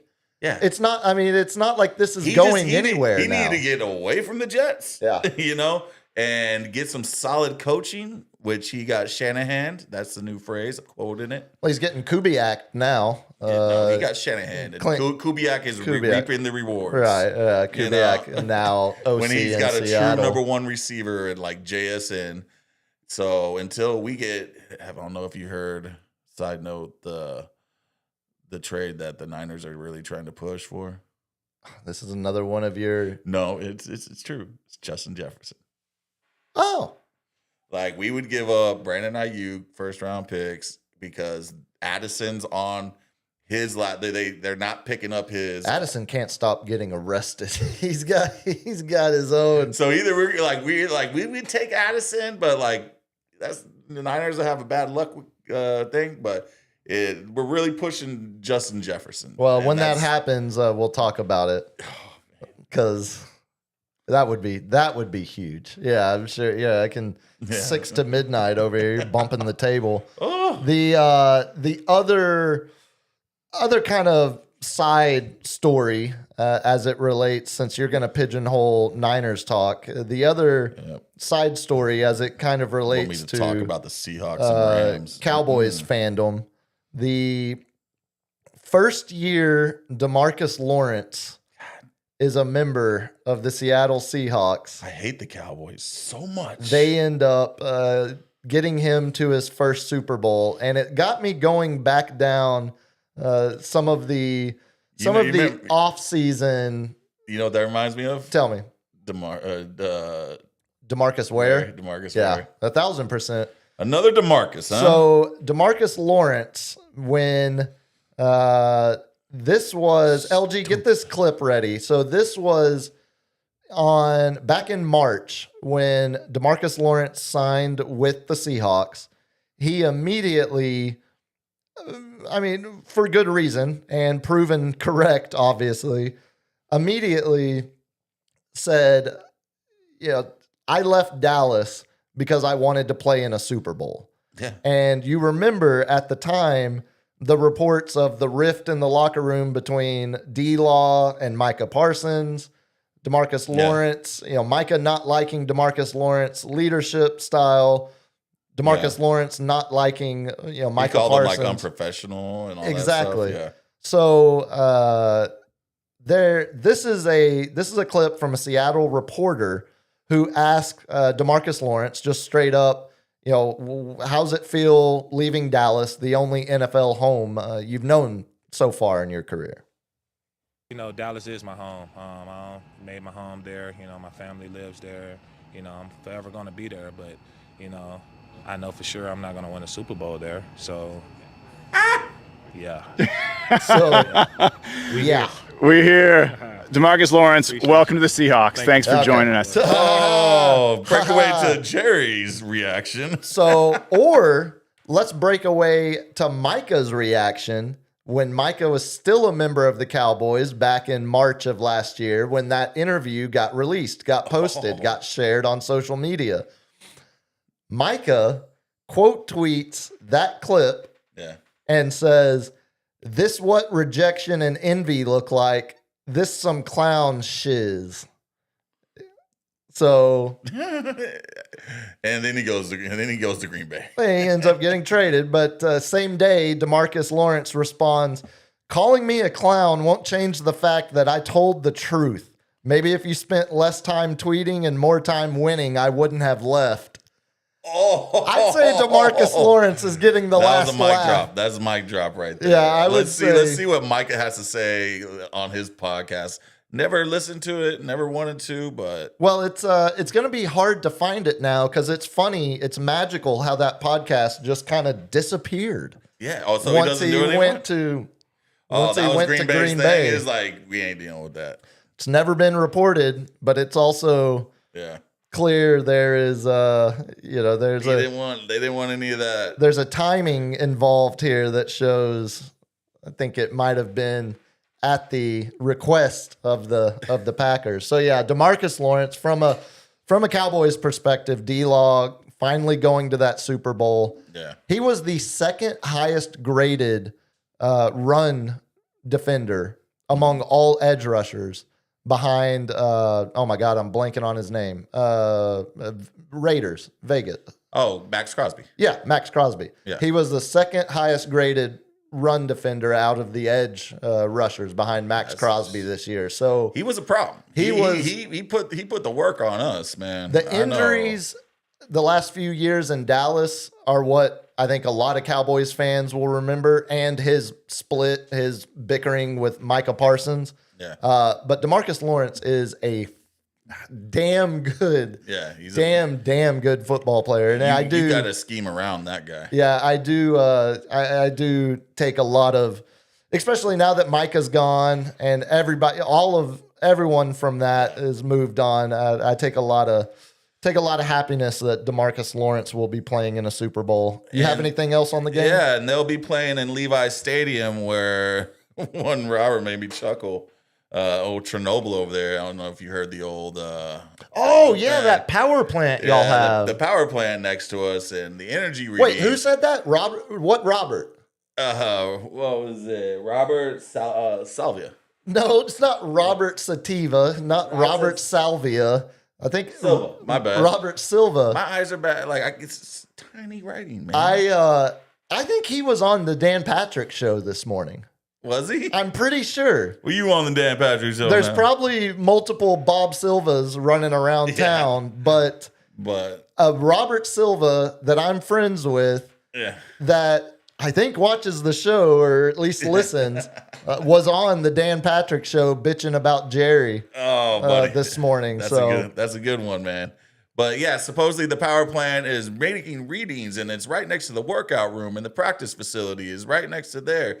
And John Lynch has now commented that we will be doing internal investigations to see if there's any truth to this. You might as well. Because they're basically saying over a long period of time of all that electro radiation will deteriorate your ligaments and your bones. And shrink your taint like microplastics. Yeah. Yeah, old Bob said he was. That's hell yeah, yeah! I heard it. I saw the clip. That was good stuff. If it's true, good luck, New England and Seattle. I hope you practice well on those fields. Wait, surely they won't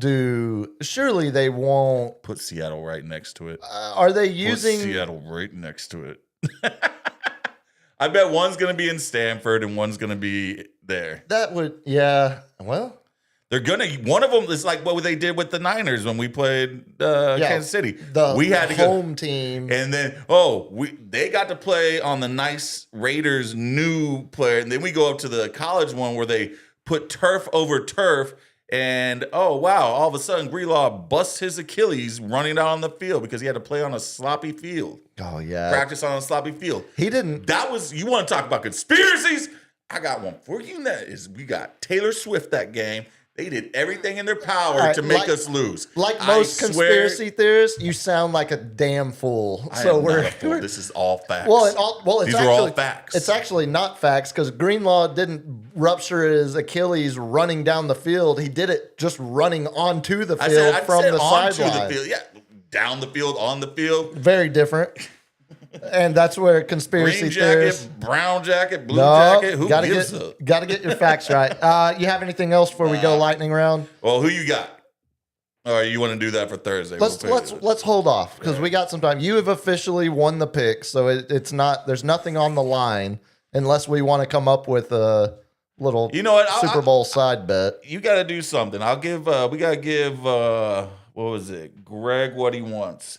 He wants to see. Wait, no. What up, fellas? Someone wanted to see you in a ponytail. Oh, okay. I I mean, saw that. I don't think I've ever worn it in a ponytail. He's like, Greg's got his, how much do I got to donate to see Puma in a ponytail and the captain with his hair down for one show? Yeah, we could reverse it here. You go with the ponytail. Yeah, I never put it up in a ball. Hey, if you win the Super Bowl pick, I will put my hair down in all its glory. Man, that doesn't feel like putting your hair down is so much worse than having to wear a Caitlin Clark ponytail for a show. Like Lightning round. Hit me, LG. So you mentioned it earlier. Bill Belichick denied the honor of being a first ballot Hall of Famer. Surprise, surprise. Who gets to pick the Hall of Famers and who did he just dump all on all his career? Did we see the same report? No, I didn't see it. I just know he was asked to all the reporters, and that's who gets to pick who the Hall of Famers are. So it's the why T.O. was not a first ballot Hall of Famer. This is from ESPN earlier, not from Ballsack. Multiple sources told ESPN that Spygate and Deflategate, the twin cheating scandals during the Patriots championship run, came up in deliberations among voters. A voter who spoke on condition of anonymity said that Polian, remember Polian? Ran the Indianapolis Colts all those years, Bill Polian. Yeah. Polian, an ardent Kraft supporter, friend of Bob Kraft, and former general manager of the Bills and Colts, he told some voters he believed Belichick should, quote, wait a year before induction as penance for Spygate. Oh, which never happened, according to Roger Goodell. Well, except for the fact that they did have to give up a first-round draft pick per Roger Goodell's finding, though. Yes. And $500,000 fine. Belichick had $250,000 fine. No, it's ridiculous. Belichick has 6 Super Bowl rings as a head coach. Or does Brady have 2 Super Bowl? Well, the trainer has 6 Super Bowl rings as a member of the organization. I mean, that's such a tired argument to make. Well, then are Pop's rings meaningless? He had Tim Duncan. He had a top 3 player all time. Are his rings meaningless? Well, he won one when Tim Duncan wasn't on his prime. So did Belichick. Brady was always on. No, he was not. You're just being devil's advocate to argue.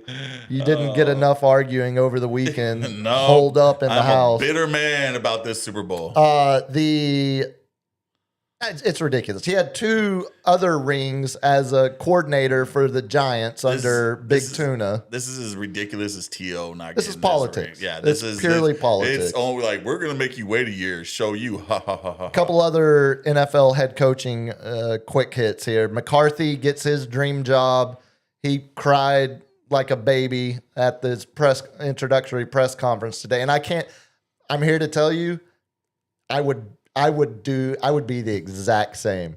Like getting to become the head coach of the team you grew up wearing the colors of, rooting for as a kid. You grew up in the area, in the city. McCarthy's resume: Green Bay. That's correct. Dallas Cowboys. That's correct. Then the Steelers. The only one he's missing is if he had ever been the Niners coach. With like the most winningest franchise. Heritage brands. Yeah. The brands you think of when you think of NFL football. Yeah. Exactly. Those are heritage brands. No, the Patriots are more. It's Tom Brady. You think of Brady and Belichick, and now I guess Vrabel and Drake May, but those other organizations you can think of. You think of multiple eras of greatness, and now McCarthy, and then the Bills go the lazy route. They elevate Joe Brady, Joe Burrow's former offensive coordinator at LSU. Joe Brady is elevated to head coach of the Buffalo Bills, and I say, okay, yeah. Continuity over. Does Josh Allen over risk? Want to sit a year and just so they can get a good draft pick? It feels like Josh Allen probably was calling the shots to some extent on this. That was all Josh Allen at the end. Yeah, 1,000%. Hit me, LG. A little slow. if you can load up that. God, now he's critiquing. Yo, Now he's got criticism. He got me with that womp, womp, womp. I'm bitter. Well, you've been womp, womp, womp I'm gonna all womp show. on something. But let's do a happy video of last time we showed the trick shot of the little Cheeto ball with the wind. That went so well. This isn't your ender. No, this is not my ender. This All is if we can pull up that one from the one great George Kittle is still having fun out there. Oh yeah, how's he doing? Now I'm being. I mean, he's had his surgery. Here, he's let in me- his cast, let me and this is what maximize. he's doing make it big. down in Costa Rica. Okay. He is having the time of his life. And where can I get one of these golf clubs right here? It's an automatic golf club that will sit there and hit the ball for you. What? Yeah, check it out. It just pops. Let's go. You push it back in. It's like a spring-loaded golf club. And he's just sitting there in the car with the leg out. Is that gonna make it? And just playing golf down in Costa Rica. Man, it kind of launched that Holy thing. Dude, it cow. launched. It looked like it went 200 yards. Yeah, I was about to say it's definitely going to do better than. I mean, after my back Majority of surgery, I'm like, yo, weekend weekend that club. swingers. I'll go out with my boys because they are like, yeah, that's what I'm talking about right there. On the green. Oh, we're on the green. Look at him. Let's go. Living his best life, Okay, man. I don't Living his think that best life. club is regulation. It's not regulation. Yeah. But it gives me hope because I have all my boys that we always play golf. And of course, this is the best time to play golf, not the ice. You need to get one of those. That's what I'm talking about. You need to get one of I'm those. getting one. 1,000%. I got to see how much those cost. Put it on the wish list there, LG. Yeah, add it right behind the Japanese toilet and the '93 Honda Oh, Civic. ahead of those. Hit me, LG. Did you see Dion is tired of the lack of discipline in his Colorado Buffaloes program? Ooh, the one that makes it all about himself is tired of everybody not paying attention. Yeah, the Instagram coach has decided that we're going to start issuing fines for misconduct amongst players. You ready for the list? Late to practice, $500 fine. Get him. No show to practice, $2,500 fine. Which I ask, why is that not you're off the team? Yeah. You don't show up to practice. $2,500. Like, you don't think some of these kids would be like, yo, I got paid $1 million to be here. Yeah, I'm gonna party all night and just not Yeah, practice and I'm, stroke that check. I'm not practicing Monday through Wednesday the whole season. Yeah, Here's $75,000 up front. yeah. I'm out. Late to a meeting, $400 fine. No show to a meeting, $2,000 fine. Late to conditioning, that'll cost you $1,000. No show to conditioning, how about a cool $1,500 fine? Late to treatment, another $1,000. No show to treatment, another $1,500. Violation of team rules, this one's up for consideration. Anywhere between $1,000 and $2,500. Public or social misconduct, $2,000 to $5,000 fine. And I ask you, if you're fining players in college, have you not already lost the room? Yeah. Like, I mean, what are we doing? who does this really hurt? Your stars or the role players? And who does it help? What kind of culture does it help build when you're openly admitting you cannot instill discipline in young and college age without men? finding them in public, So- making the list public? Are you joking me? So what he just said is I thought I was getting ball sacked until it Yeah. was picked up by multiple outlets. until like you're admitting all this went on under your watch. All of it. That's right. Yes. You're admitting openly you're a admitting- horrible Yeah, coach. Yeah. Oh, I hadn't thought about it from that angle. Yes, you're admitting like these are all the things we had a problem with last year.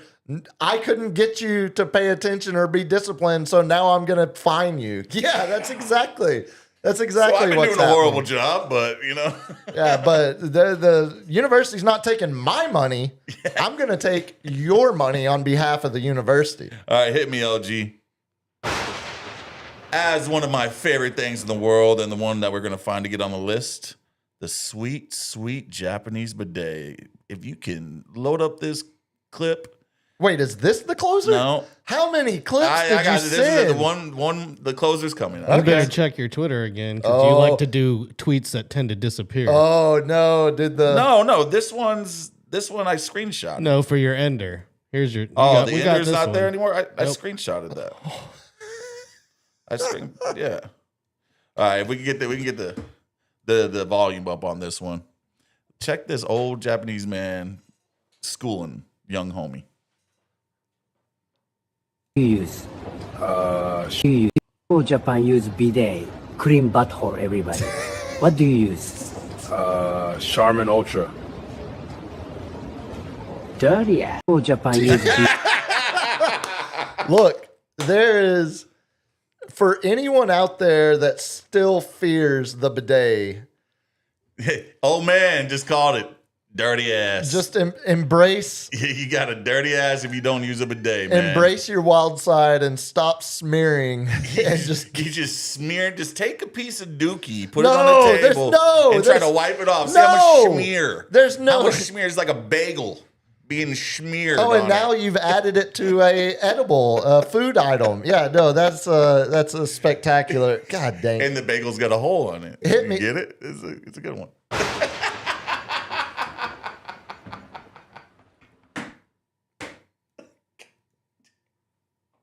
So I think the world's coming to an end because one of the biggest local restaurants is declaring bankruptcy. No. Twin Peaks and their parent company have both filed for Chapter 11. They're saying it's not going to lead to any I thought it was the Hooters. store closings. They've been in and out of bankruptcy forever. Show me an American company that hasn't declared Half my old bankruptcy. bartender at least. friends started at Hooters.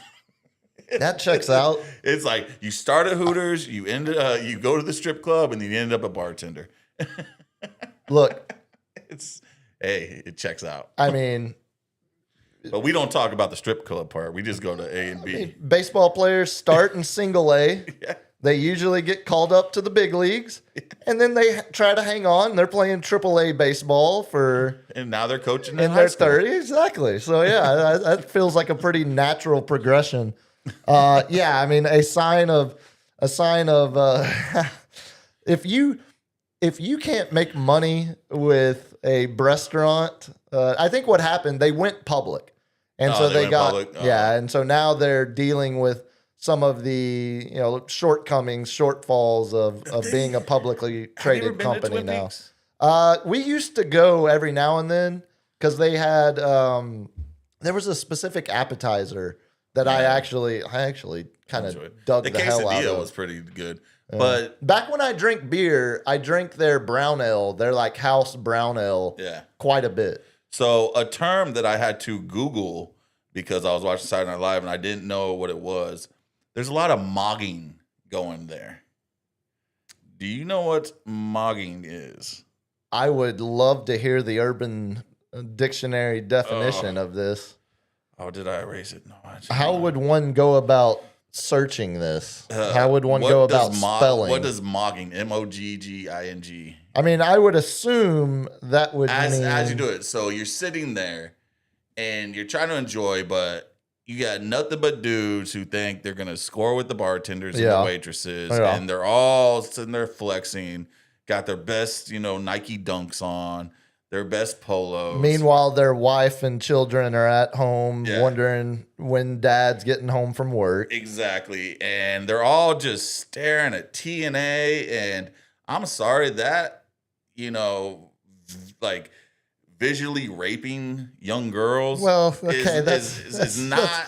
It's a bit of a drastic unless you're in way. a strip club, it's just the ones that make it so obvious. It's so cringy, man. I cannot deal with it.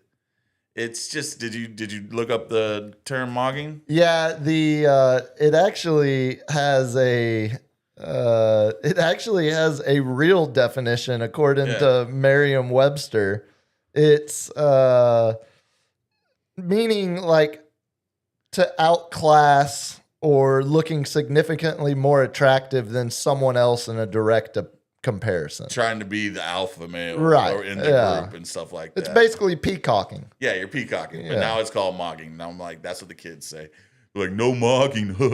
Like, watch the SNL skit that thing. So It's hilarious. it sounds a lot. I was thinking it was gonna be Something my dirty. my perv brain immediately went to what the hell does this mean? Oh yes, okay, LG, hit me.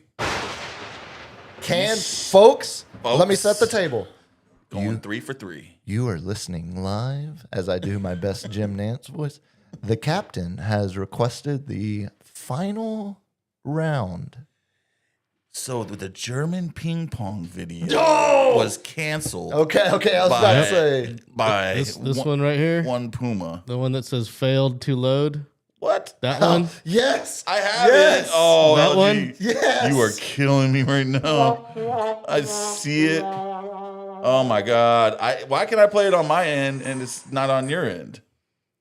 I don't know, but it's not playing on my end. So Well, that's all that matters. Probably well- because you tried to sneak around and try to screen record something and then send it to me. I mean, it happens. It does. It does. Hey, Hey, you know though, hitting 667 is still not bad. no, You're 2 out of 3. I can still make it work. No, I can no, still make it work. No, I No, think it's not we're- even much. Not even my. Oh no, here it is.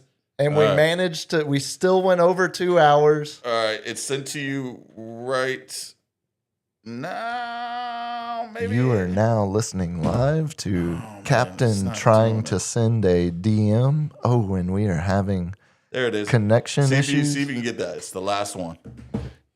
It Yeah, ruined it. yeah, Jamie. Jamie, see if you can. Damn you, You know, if you had. Tesla. If you hadn't been so angry all episode about Levi Stadium hosting a Super Bowl, as someone who believes in superstition and karma and crap like that, maybe technology Momentum would is have real. worked. See, exactly. Like I said, crap like that, as I just said.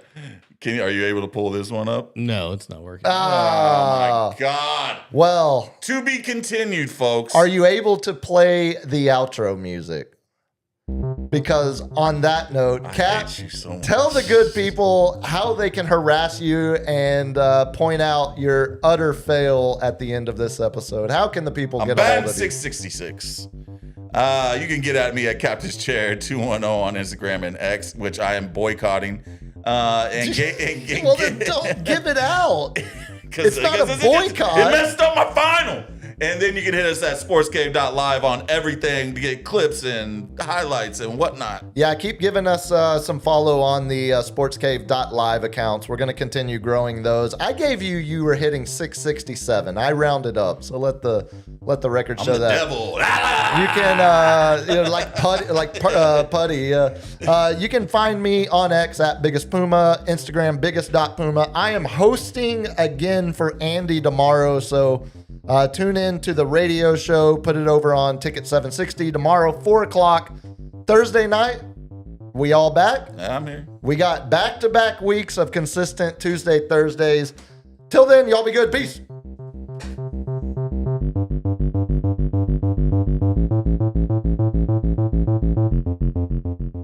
Kids, what do we say about drugs?